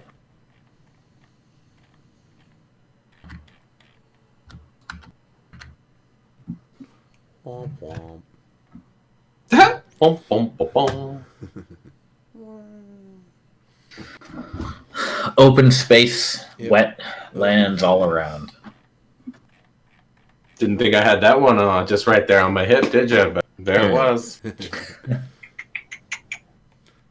right, down to 3 rations, and now no berries and more giant berry seeds. Yep. How many pounds of giant berry seeds do I have? Let's see. How many berries did you take? 5. And then any other seeds anyone else wanted to hand me. In that case, well, it turned. So I'd say turned out that the seeds are surprisingly small comparatively to the fruit. Okay. So I don't know, maybe like a pound tops. Okay. Cool. I can't help but notice it's exactly 6 tiles to there. So it is. So Kind it of- is. I kind of calculated that. Well, okay. Now I'm out of character for a sec here. Serb, how are you feeling? Like in terms of Um, sleepiness. I am okay. I had the intention to keep this session a little bit short tonight. Okay. But Go there too. plus, Redshift is only a few days of travel time to begin with. So if you guys are thinking about turning around, that might be pretty ideal. Plus rations and all that stuff. Yeah, I only have one more night's worth of ration. That's for sure. Yeah, I've got a couple more on me here, so we're not gonna be completely strapped. But what I think I have 2. what I'm But thinking is, but also here begins our river voyage. and that's another thing is, if we're gonna be really desperate, like if time's taken on us by the time we get there, we can go to Grandmother's Grove. I'm sure she'll accept the 4 of us for a stay. Yeah. If you guys have to cross that river, that might I actually see. be closer than Orvis. Yep. 6. That's 1 day here. 2 days, and we are here, Yeah, that which would is work. next door, ish. Yeah, and then you Close you just enough. you just Yeah, take no the matter hike back what we to do, Orvis we're next at time least around. 2 days from Orvis or somewhere. Yeah. Right. So, in the interest of trying to open up more of the map, I'd say let's cut a little further north so we make sure that we clear as much as we can here. All right, away we go. In fact, All right. if yeah. you folks would be willing to go at a slightly slower pace, we could kind of stop in the middle and take a little time to scout. Right. Or maybe, yeah, even if we just stop at the halfway point. Yeah. Right. It adds what? It adds 1 ritual cycle. It's basically in the middle of like when we would start the ritual cycle, it would be however long it takes to fill up 125 gallons with the or 125 625 gallons with the bracelet. Or I can just make them hollow. It's fine. I'll probably make it with the ladder in the side anyway and climb on up. Do a quick scout Make like go. a weird ice staircase thing. Yeah. Yeah, Well, it'd be a ladder. not a staircase, I've taken to calling it the fucking Fortnite. I guess I could make it a spiral staircase, huh? Well, yeah, might as well then. Totally right. Well, then that would be the case. Well, I suppose we'll do our normal encounters and we'll see how many we get through. Okay. Yeah. Which way are you guys going? I think it's gonna be here. Let me bring up the poke and the jig. And then 2, 3, 4, 5, and 6. Yeah, Which doesn't that's quite get us 6. to the river, but That's really close. Close Yeah. enough. Yeah. and I don't want to be trying to cross the river like late at night anyway. So. Yep. Okay. Cool. Sounds good to me. All right, let's roll our encounter checks then. All right. 15. All right, I just need evergreen. Those numbers are looking pretty safe, though. All right, I'll move you guys ahead. So, were you still planning to stop at your like 3rd hex and Yeah, do your probably pillar? right here. Okay. So 1, 2, 3, and then let me go over to the map mode. So we'll do that. So you guys pass through some woods, and then you get all of these. Now, Nimbus. Whoa! What are the pink things? Flowers. They're more trees. But Nimbus, you see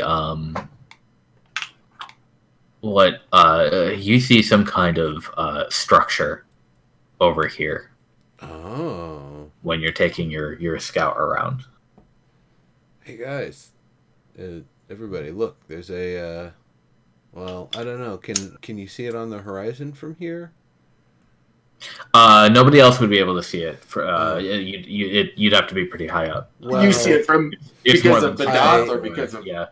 I can't physically show it to you, but I assure you, directly in a straight line this direction, there is a structure, and we could probably at least get its location without putting ourselves in, dangerous range for if a redshift hits.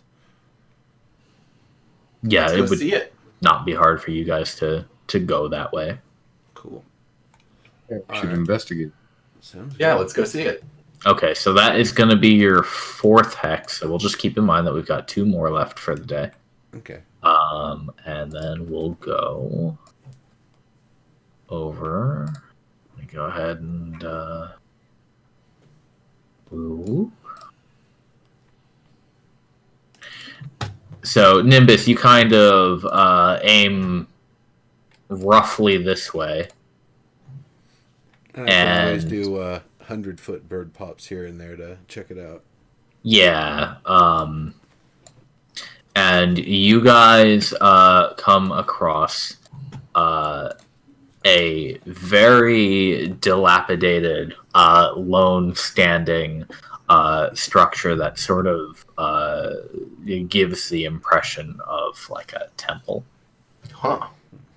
Does it look like anything's alive around here, or anything hopping around? We can go ahead and do a perception. Anything evil? Let's see.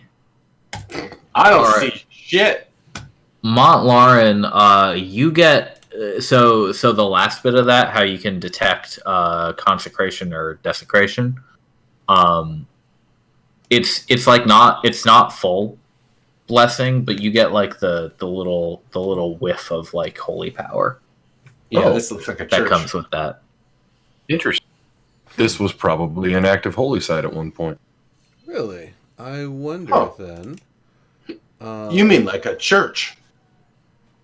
It is kind of laid out like a temple might be. I'm gonna look around and see Yeah, if I can so- sense anything So, druidic. so what you can see is this. So from the outside, this is a pretty tall, like steepled building. From the collapsed walls and things, it looks like maybe one floor. I can tell you that it's if you look inside, you'll see like a floor and then like a half floor up, and that's pretty much it. You can see that the obviously one of these pillars out front has collapsed over. There are no doors left on the stairway up. The floorboards inside have kind of become overgrown and busted away. And parts of the roof and many parts of the walls have long since collapsed in. This place is pretty much a wreck as you find it. Nimbus, detecting magic here. Are you doing the cast or the ritual? Cast as a spell, just for the Okay, sake of yeah. expediency. You're not getting anything off this. Okay. And not from the structure itself, but I suppose as we go in, we might be able to notice something. Yeah, up to you guys. Yeah, if you want to go in, that does last 10 minutes, so you can hang on to that if Yep. needed. All right. And then you said the stairs are dilapidated up there? Yeah. So as you approach like the main where the main doors would be, and there's this just kind of big collapsed hole in the wall.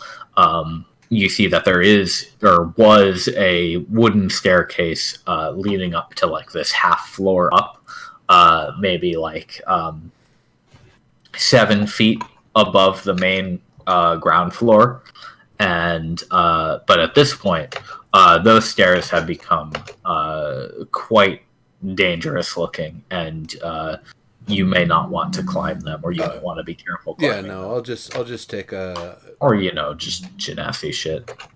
I'll just take a minute to make an ice ramp that everybody, like a little ice staircase everyone can use. Okay, yeah, that works.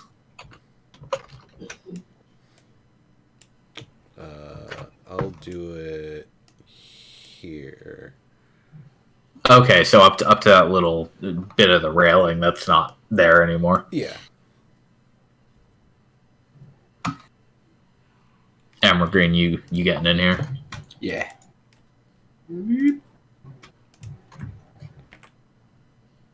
All right. I'm gonna have Badath kind of look up here first before I go up. Yeah. So what you see up top, they're kind of hard to see from below, but you see these various pedestals built into the stone. So you've got the bottom half is a wood floor, and the top half is like a heavy stone tiled floor, and you can even sort of see like around like the front of these pedestals. And over to the stairs here, there's kind of like a differently laid and slightly different colored, even though the coloration and the age has definitely set in, and it's kind of hard to make the difference now. You can tell that there's like a almost like a pathway from the stairs up, like around and pointed toward each of these pedestals here, and several of them are broken, and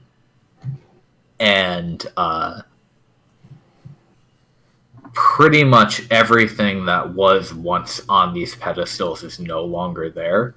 But you see some pretty clear evidence of what must have been like statues on these platforms at one point.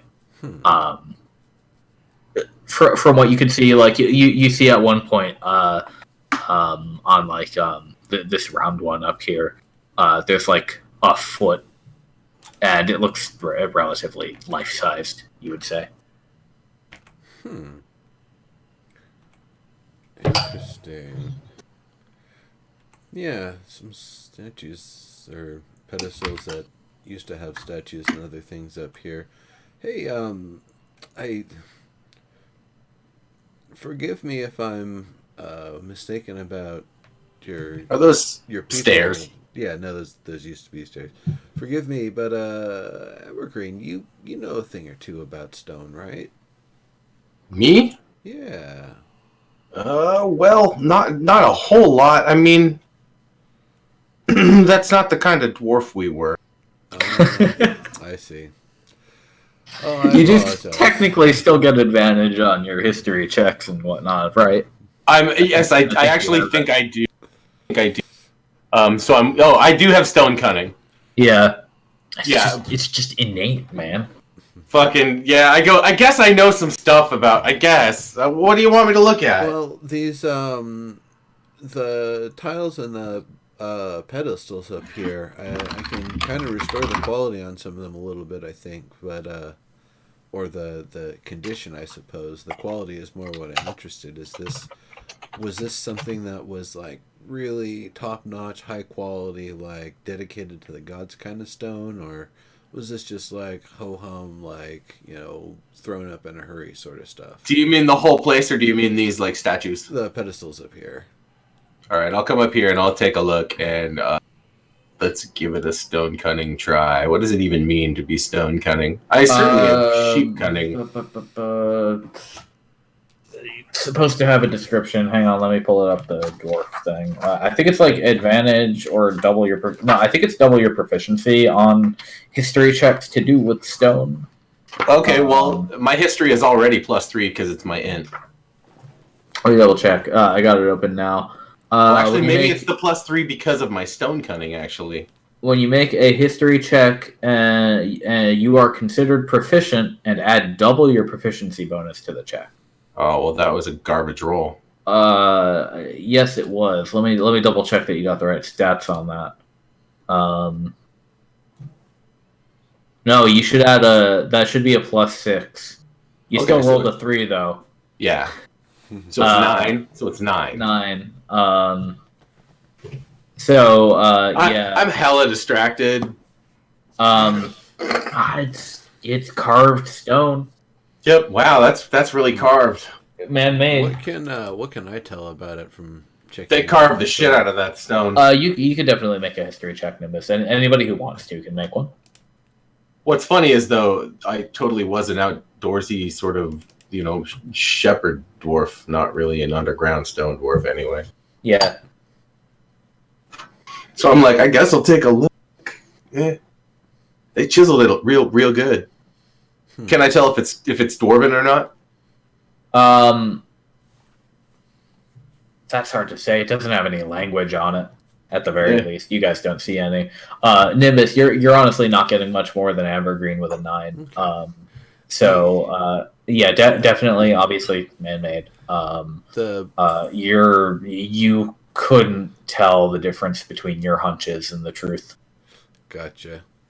The foot that's on the statue, that's on the pedestal up there on the round one, does that just come right off, or is it adhered in some way? It is. In fact, it is. It's like part of the pedestal as a statue would be.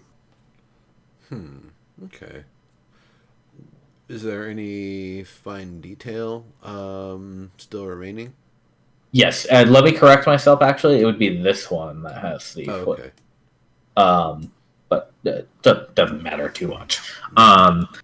In terms of fine detail, it appears to be a bare human foot wearing a sandal. It's kind of like collapsed off around the ankle. There's plenty of rubble strewn around this place. It's impossible to tell if any of it is actually part of what these statues used to be, or if that stuff is somehow long gone. Right. There's bits of wall and ceiling all over the place. Stuff is overgrown everywhere. Mm-hmm. Still, if we're looking for a potential defensible structure, this isn't the worst. It does have a hole in. Can anybody who is not looking at statues right now roll a perception check? I assume I'm looking at statues, right? I think you are, yeah. Yeah. Nice, Naya. I'm glad somebody was paying attention. Okay, Naya, you hear a suddenly.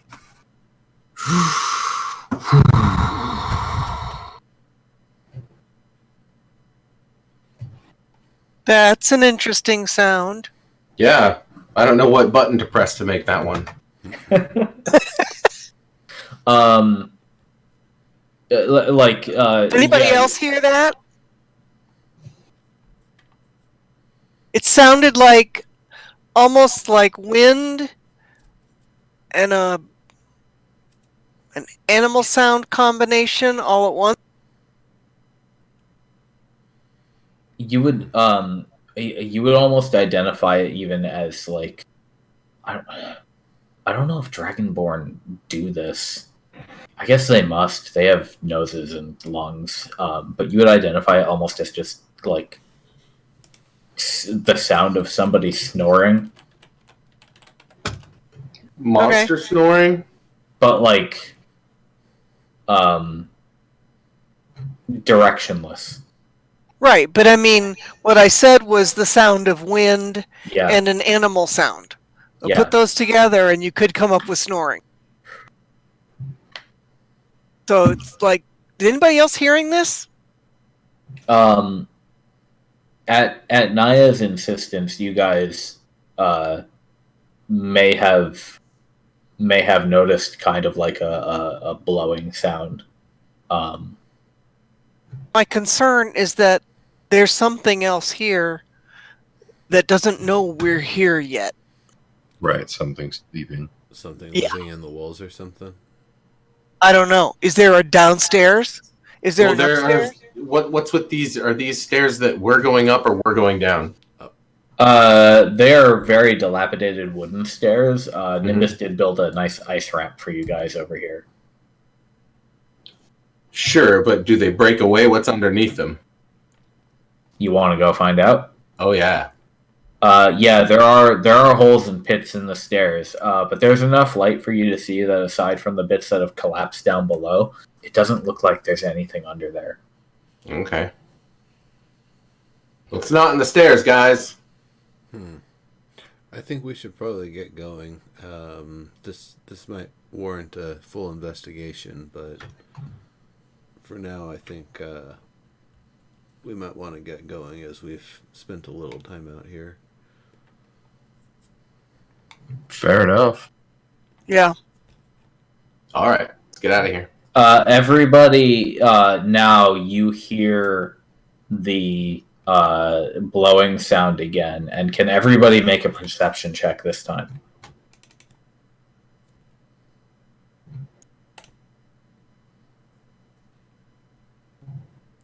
Okay. Everybody except Nimbus, who rolled pretty low. At the same time that you hear the blowing sound, you see all the walls and ceiling of the building expand and then contract a little bit. Okay, Trippy. Oh shit! It's a horror house. You don't. Well, it's alive. What's interesting It's is we not- already ran Can I see its detect uvula? magic. Is it a girl house? It's not evil. We Clearly you ran got that detect joke. magic. So I don't know what this is. A mimic? Yeah, It's a I wouldn't have. monster house. I haven't picked up anything on detect magic while we've been here. Yeah. No, you just have sort not. All right. of loudly. I'll call out, "Hello." Well, if it is snoring, don't wake it. Oh, but I think that's exactly what we should. Right, so it can either eject us or eat us. Well, there's nothing evil here. This is a consecrated place. Doesn't have to be evil to eat people. Montlauren, be you hungry. hear something that sounds like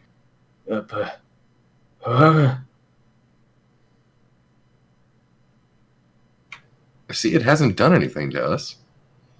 True. So I'll call out. Can you understand us?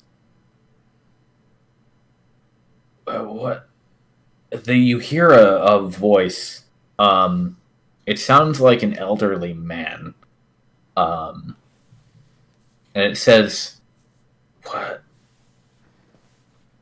Who are you?" And it echoes all around you from every wall and floorboard and tile and shingle of the building.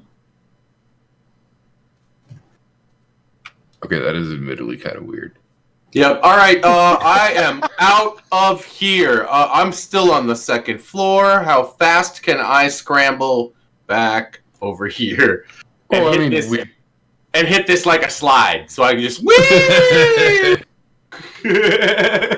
I mean, we've engaged in dialogue. We should introduce ourselves. That's clearly how you feel. I, meanwhile, am running down the corridor, Right. engaged I'll, to jump. People, humanoids. I probably hit this wall with some speed. When was the last time a person came into these walls? I was just leaving. We're actually new to the area, so we can't really answer that question. We would love to know more about this place. I will write a song in your honor called "The House That Spoke."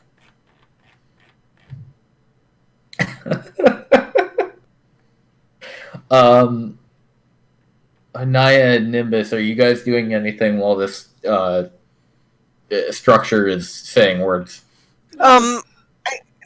Montlaurent started this conversation, so Yes. we're going to allow him to continue this conversation with support, but I think we're generally edging out of the building. Okay. I wasn't generally edging at all. I ran. Okay, so If I have to roll for some amount of damage I took when I slid down the ice ramp like a slide and hit the wall in order to stop myself, I'm willing to roll that. Because I was reckless as fuck getting the hell out. I'm out. I'm going to stop Tell right me, now. who are you? What are you doing here? Hi there.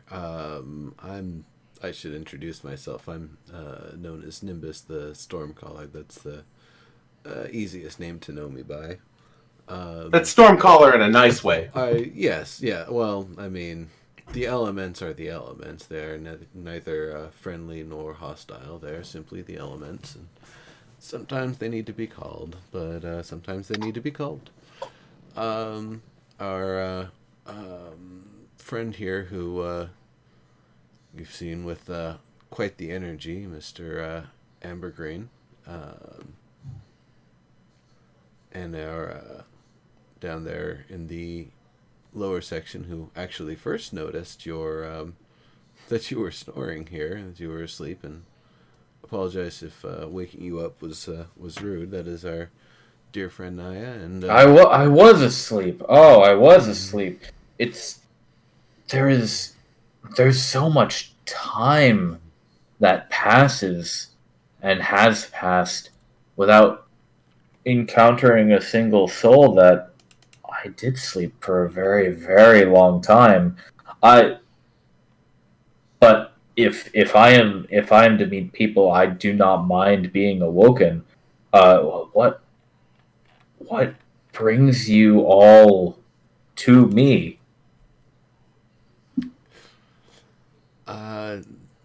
it's odd. Well, tragic. Um, does the Are you familiar with the Cradian Empire? The people who had lived here previously in this area. I Or wait, pause out of character. Cradian Empire, or is that the one we no, came that's the one you guys came from, the The Veshan. Veshan Empire. That's the one that I Yeah. said. All right, time in. The Veshan Uh, Empire. I do not know this name. Huh.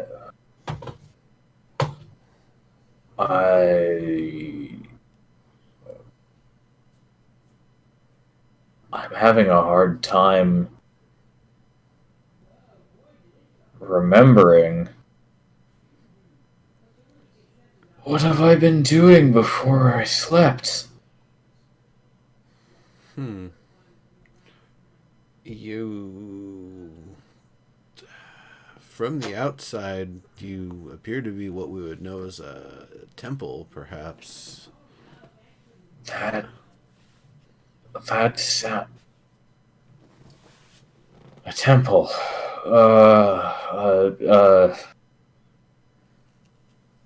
Yes. Yes. A holy place. I know that much. I do not remember anything further. I am guessing it was to a pantheon of gods, and the pedestals and the upper floor where I stand, perhaps were where they were housed. There's only but a sandaled foot left of one statue remaining that I can identify. Oh, oh my! The statues, they're all gone. You hear distress and in this voice, and he wavers and wobbles about a little bit, and as though he's just come to the realization that there are not statues in this building. For some reason, I imagine it's a very slow Hank Hill. Oh. It's like a You're not listening to my channel. No, because I don't want to hear myself twice. Right, yeah, well, exactly. I have a button that is called the Wilhelm Scream. I'm guessing that this is very sad, actually. Yeah, yeah, exactly. He's probably distraught. They're destroyed. Yeah. It's more it sort of sounds more like shocked to you guys. Disbelief. Yep, how could it be? Yeah. seems like nobody has been here in a long time. I don't believe the statues were destroyed. I believe it was just the elements and the hostile nature of the surrounding area that. Oh, this is all wrong. The people are supposed to come here for worship, but there's been nobody here. I've been asleep. And I haven't been able to do what I haven't been able to be the place that people need to come and do their worship. Oh, this is a shame. This is. Who do they worship? Did you come here? Who? Okay, now Naya has questions.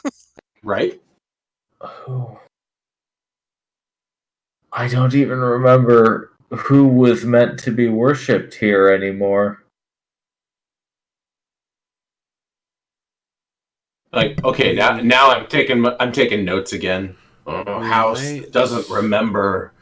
We might be able to find records of the gods that may have been worshipped in this area, but I don't know if replacing the statues would necessarily be the same as if the ones that were previous there were restored. Is that why you all came here? Are you pilgrims? Priests? Nimbus is how that's kind of far away. I would have to shout. There is not enough left of any of these for Nimbus to mend them, is there? Not by far. I mean, there are a couple that you may be able to eke some identifying features out of, but they are for the most part rubble. right. We're here on a I guess it could be seen as a holy quest of sorts. The empire that used to exist in this area unfortunately existed until a tragic event started occurring, and not just once. It repeats itself every few days. It's a red cloud that emits from the large tower in the northeast. North or northeast, or I guess whatever the clock direction would be, or cardinal direction. I guess out of character, I didn't just stumble and say that because my character wouldn't Know what a clock is, right?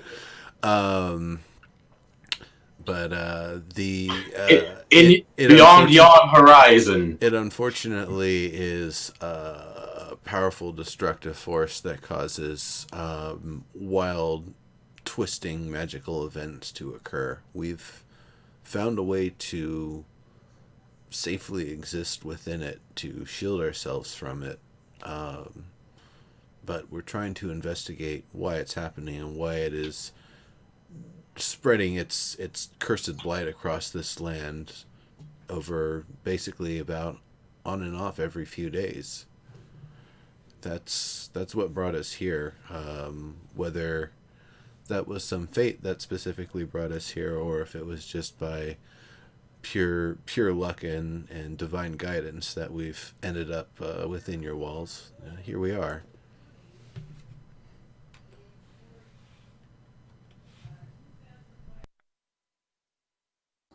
I see.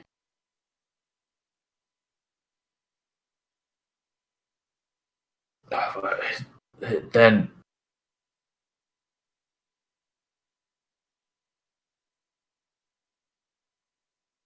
it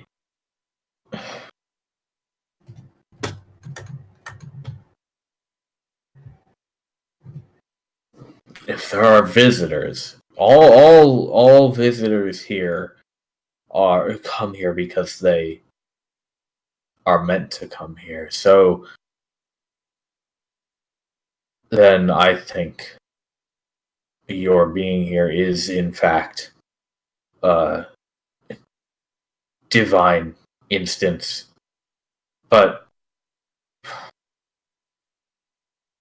this place currently serves no purpose. I have nothing to offer unless you only wish to shelter shortly.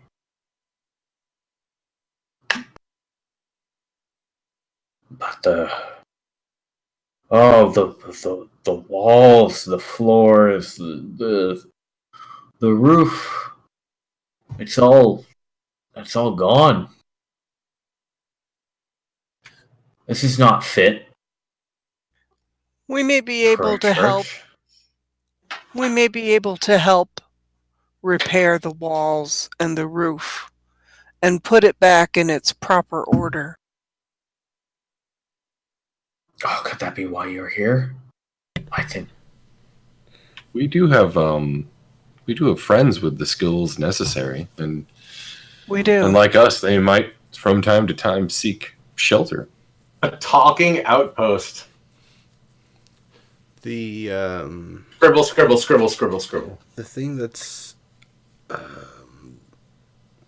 and I don't mean to be rude when I say this, but the thing that gives us pause from staying here for too long is we honestly don't know if you're able to shield us or yourself from the twisting effects of this red cloud we call the Redshift that comes from the tower. I do not know what this thing is you speak of, and I do not. I am not aware of any power that I have. I am simply. People are meant to come here and do worship, and that is the only task I'm able to accomplish. And even now, I do not think I'm up to the task. That's Well, if there is the will, there is a way. We can help make it happen if that is what you will. I have to ask though, and this don't I don't mean to be rude again. This is just such an interesting sort of thing. But what is there a specific pantheon of gods? If we were to start naming gods, would you recall them? Would it matter the statues that are placed, what gods they are, or is it anyone being worshipped? I may recall a name if you say a name, but my memory is blank. Montlarin, I believe you are well versed in this. Come on, Discord. What was that you cut out? Yeah. Discord's a jerk. I believe you're more well versed in this subject than the rest of us. Maybe, though you might be knowing more of the gods of your realm than. I was going to say, unfortunately, most of my knowledge is not from this world. True. Ambergreen, how about you? Yo. What do you know? Well, I mean, Lauren, gods are What do I know of external what? to the world. I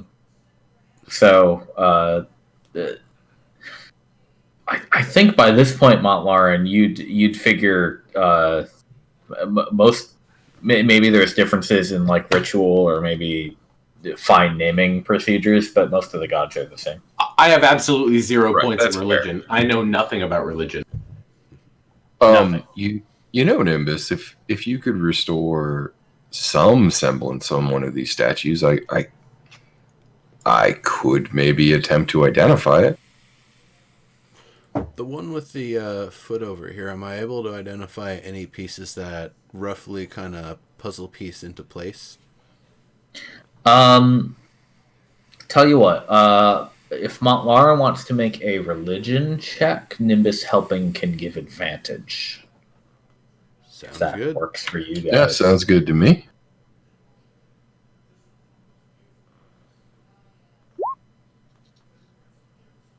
Hey. Nice roll. Nice. Okay. Especially considering what your other opposite was. Right. So,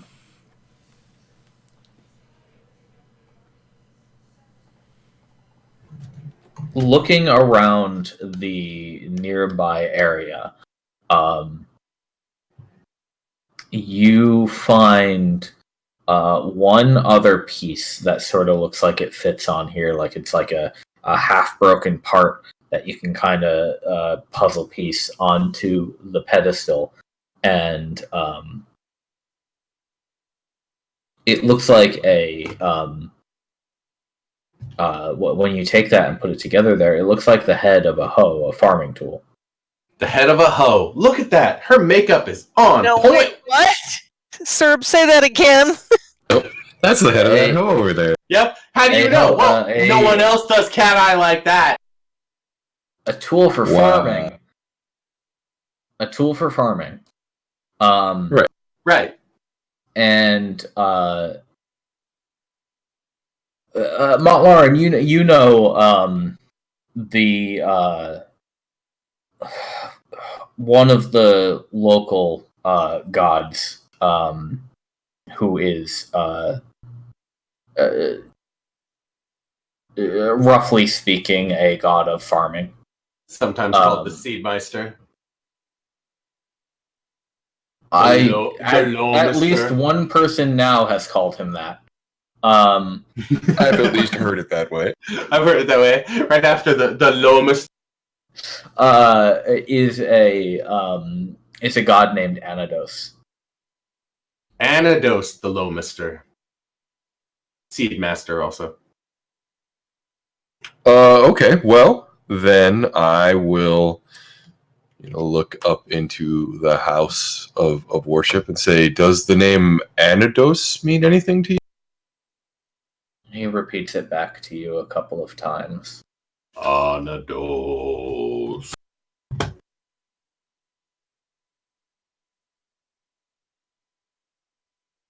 I remember that one.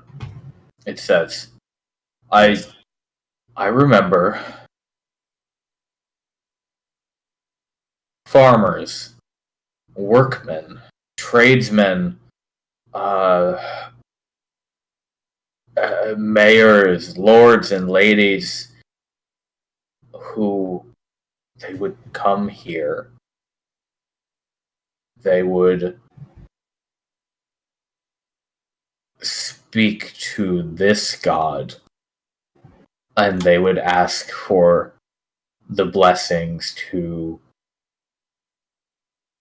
protect their own civilization. This is where people would come to grow and prosper, and they would seek this out specifically sometimes. Many would come only to pray to this god. Some would come as a secondary or tertiary effort. I remember that one. Well, perhaps if we were to help you restore the temple, more would come back. Perhaps you could find your purpose again. I would like this. You say you have friends, and you spoke of housing them. You are welcome here. If you wish to be housed, and if you are going to help identify what these missing memories are.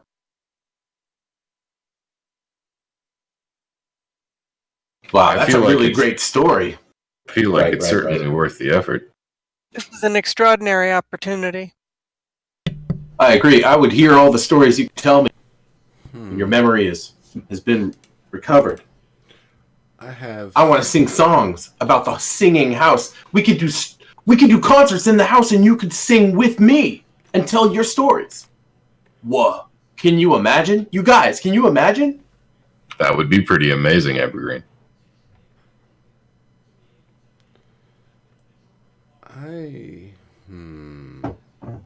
It would feel nice to fill this place with people again, wouldn't it?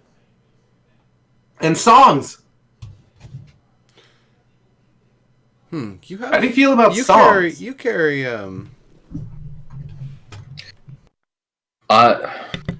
parchment, don't you, Ambergreen? Lots of it. Yeah, all the time.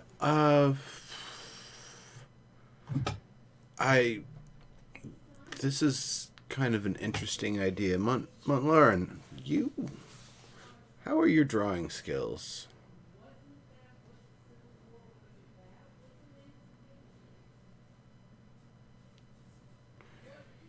Because I'm wondering, Montlarin, if you're able to draw a crude representation and write the names of each of the gods, and we can put each one on a pedestal with the stone, maybe just the slightest inkling of memories can start to kind of filter, and just the weakest If you of put dedications like a placeholder, a name tag. Exactly. Right. Well, I mean, I might know. I don't know about my art skills, but I might know some of the symbols or other markings that these gods use. I mean, That's probably a better often idea. patterns repeat themselves, right? Yeah. I only know Common and Dwarvish. That might be a better idea, using the patterns and symbology that represent, rather than trying to trace crude statues. And I have no points in Arcana at all. But I have 3 points in History, and 4 points in Insight, which I guess should matter if I were trying to figure out something. Yeah, it would help you make a logical leap. Right.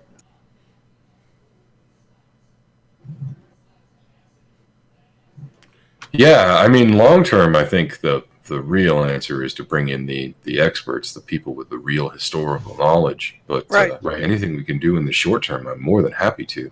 Yeah, I agree. No complaints from the big house. He's on board with everything you guys are saying. Well, Well, we all can right. certainly give it a shot then. Right. Would you like me to roll religion again? Yeah, I have no points in religion. Be able to. I'll write songs about those gods. How about that? Yeah, okay. Actually, well, Cash me in the church. Tell you what, in the OneNote, I've got a nice list of gods for you, that are like just general knowledge. So that's a viable list for you to work down to start with, and then if you want extras, you can always go for those. All right, hold on. Let me sign into the OneNote really quick. Yeah.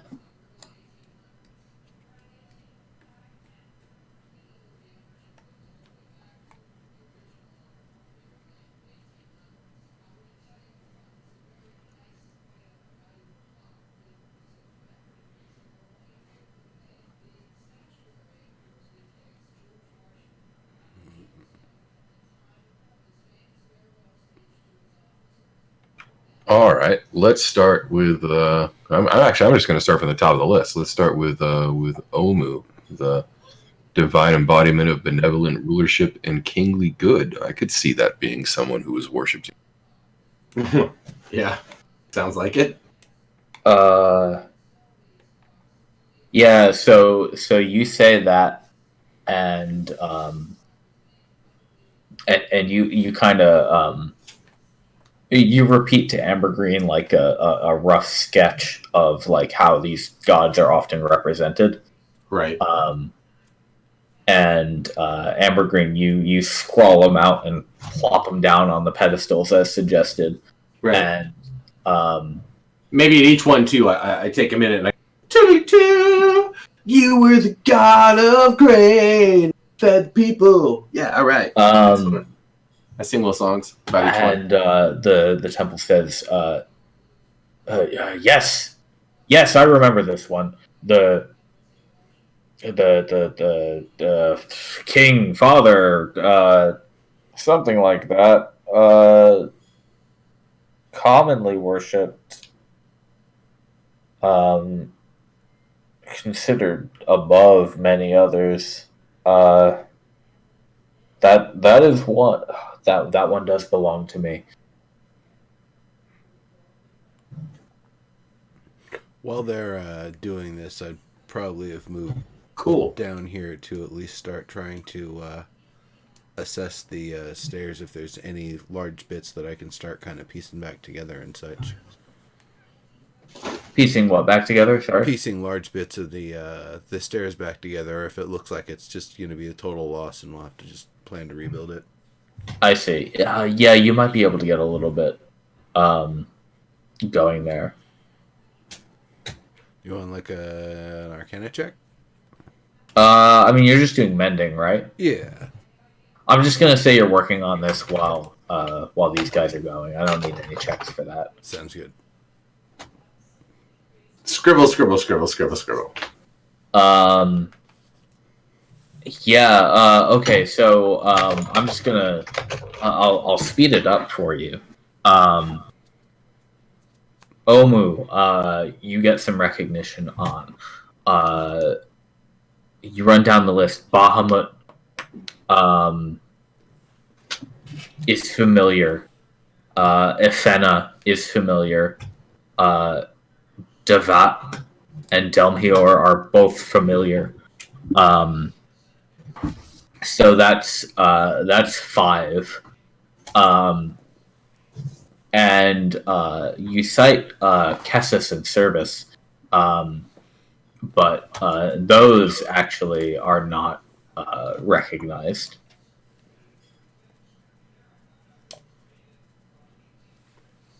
What about Nasida? Nasida, the twin snakes. Yes, I recall that one as well. The link between death and life for many people.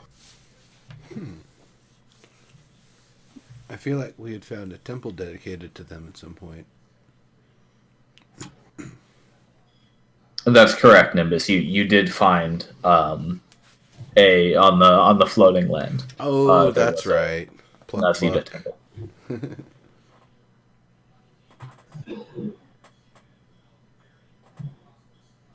Of course, and that makes sense. Nazida is an older god. What about perhaps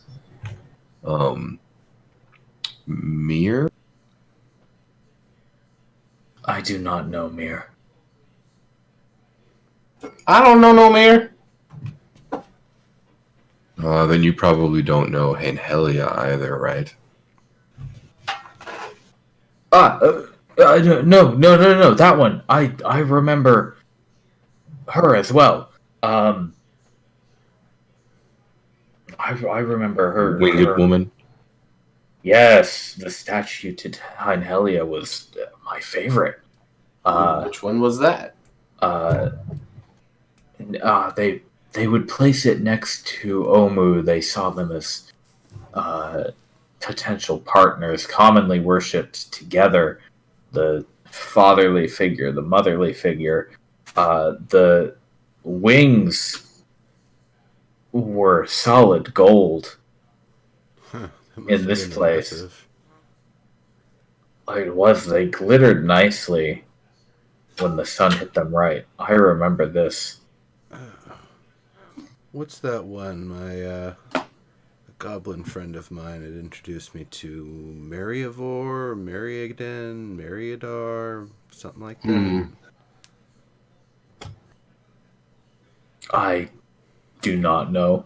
Yeah, might have been more of an obscure one. They had the greatest of parties, though. Everyone was welcome. They have good Were there music? ever? Were there musicians? Oh, they had the greatest of parties. Everybody just had, they were musicians, people dancing, people cooking Excellent. stuff. Good-natured, friendly, zero-sum gambling. It was more about the drinks and the social. Yeah, The best kind. best kind. And go ahead. No, go ahead. Okay, subsequently, the temple doesn't recognize any of the other common ones that you would go through on that list. But with that 20 roll you got earlier, you're able to rail off a couple more slightly obscure ones. And you name an arbiter god, Vasarmana, and you name a whimsical god. One of her names is Ysilandrith. Oh, And that name is very familiar to me. yeah, Evergreen might recognize it. Well, but only exactly the way I just said it. Wait, I've heard that name.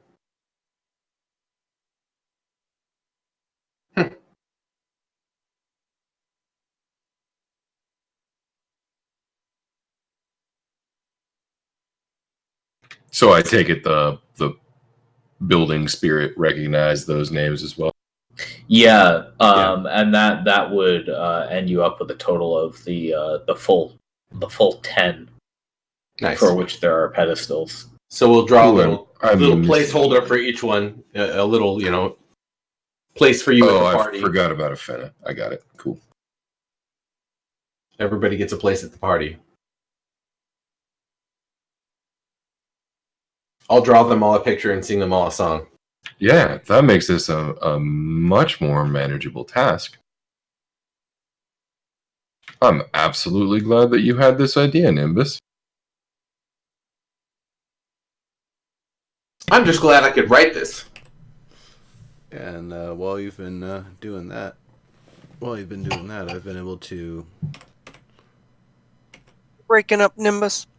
Yeah, Discord's being funny. While you've been doing that, I've been able to kind of work on the stairs here a little bit. But yeah, it's I just kind of had a hunch that if we could at least start with, when times are tough, whatever the lowest, the simplest representation, sticks, a cairn, whatever it takes to represent something for worship. The gods can see it, they can feel it, they accept it, and those who know of it, they're able to understand and work with it. So, what we're doing here is at least doing the very, very minimal that we can, but what we can in the moment to help restore the situation. Perhaps the next time we come, we can bring engraved tiles or small statues of some sort if we have able hands and available resources. I assume I wrote down the names of all of the gods that are here. So. Oh yeah, you've got them.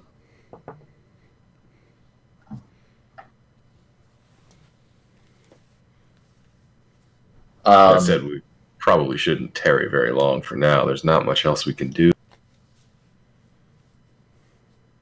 Yeah, it says, well, if you must go, I have new things to think about, and should you return, if I am asleep, wake me, and we will speak again.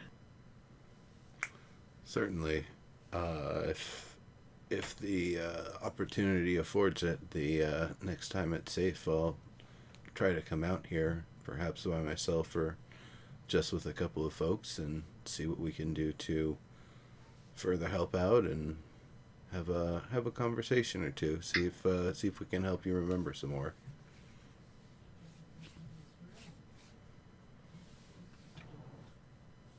Yeah, I think it would be interesting to bring Decus or somebody. Oh, definitely.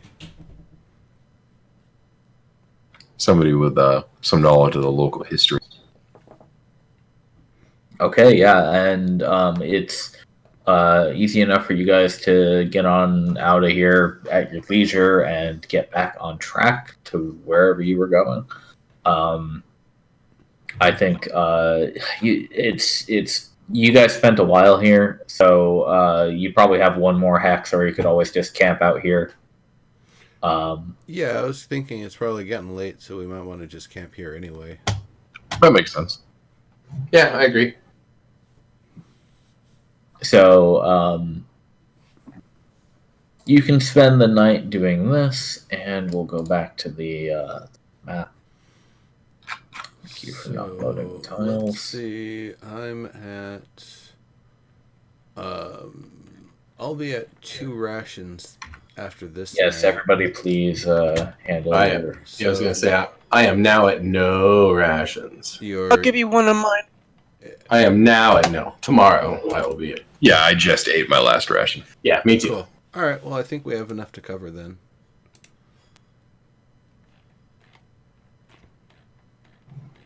Okay. Great. And then, yeah, which way do you guys want to head as of now? For the all right, we've rested at this point. Or is it still in the evening? Yeah. You guys have gotten around to morning. Okay, then I probably would have used the arcane recovery to get my 2 single spell slots back. Yeah, you have a short rest. Yep. And not that I think we're gonna need it unless we piss something off real hard, real fast. And I don't.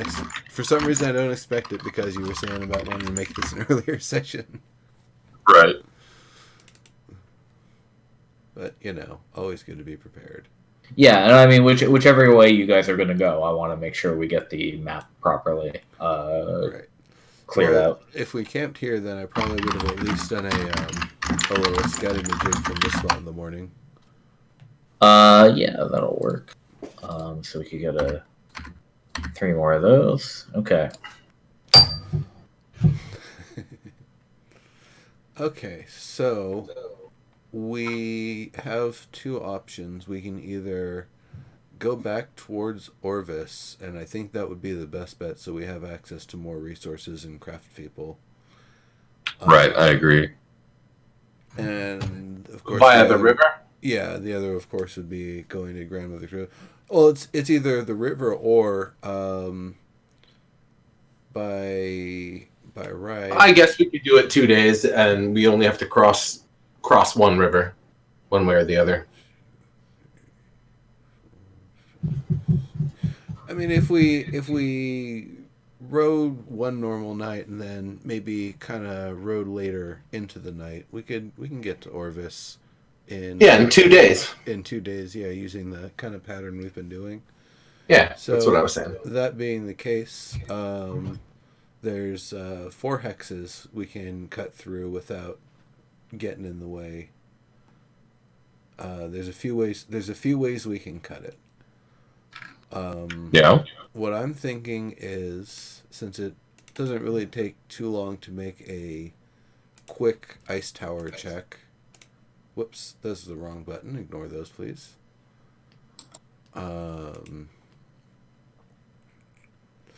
Yeah, that's a much longer way. No, what I was thinking is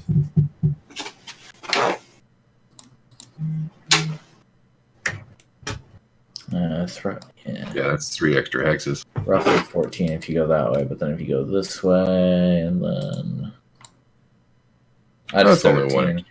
Yeah. Right.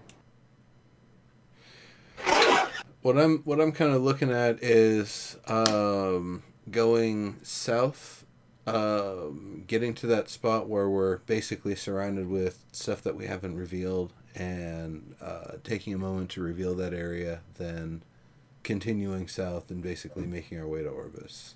We're going to cross this bridge to make it easier.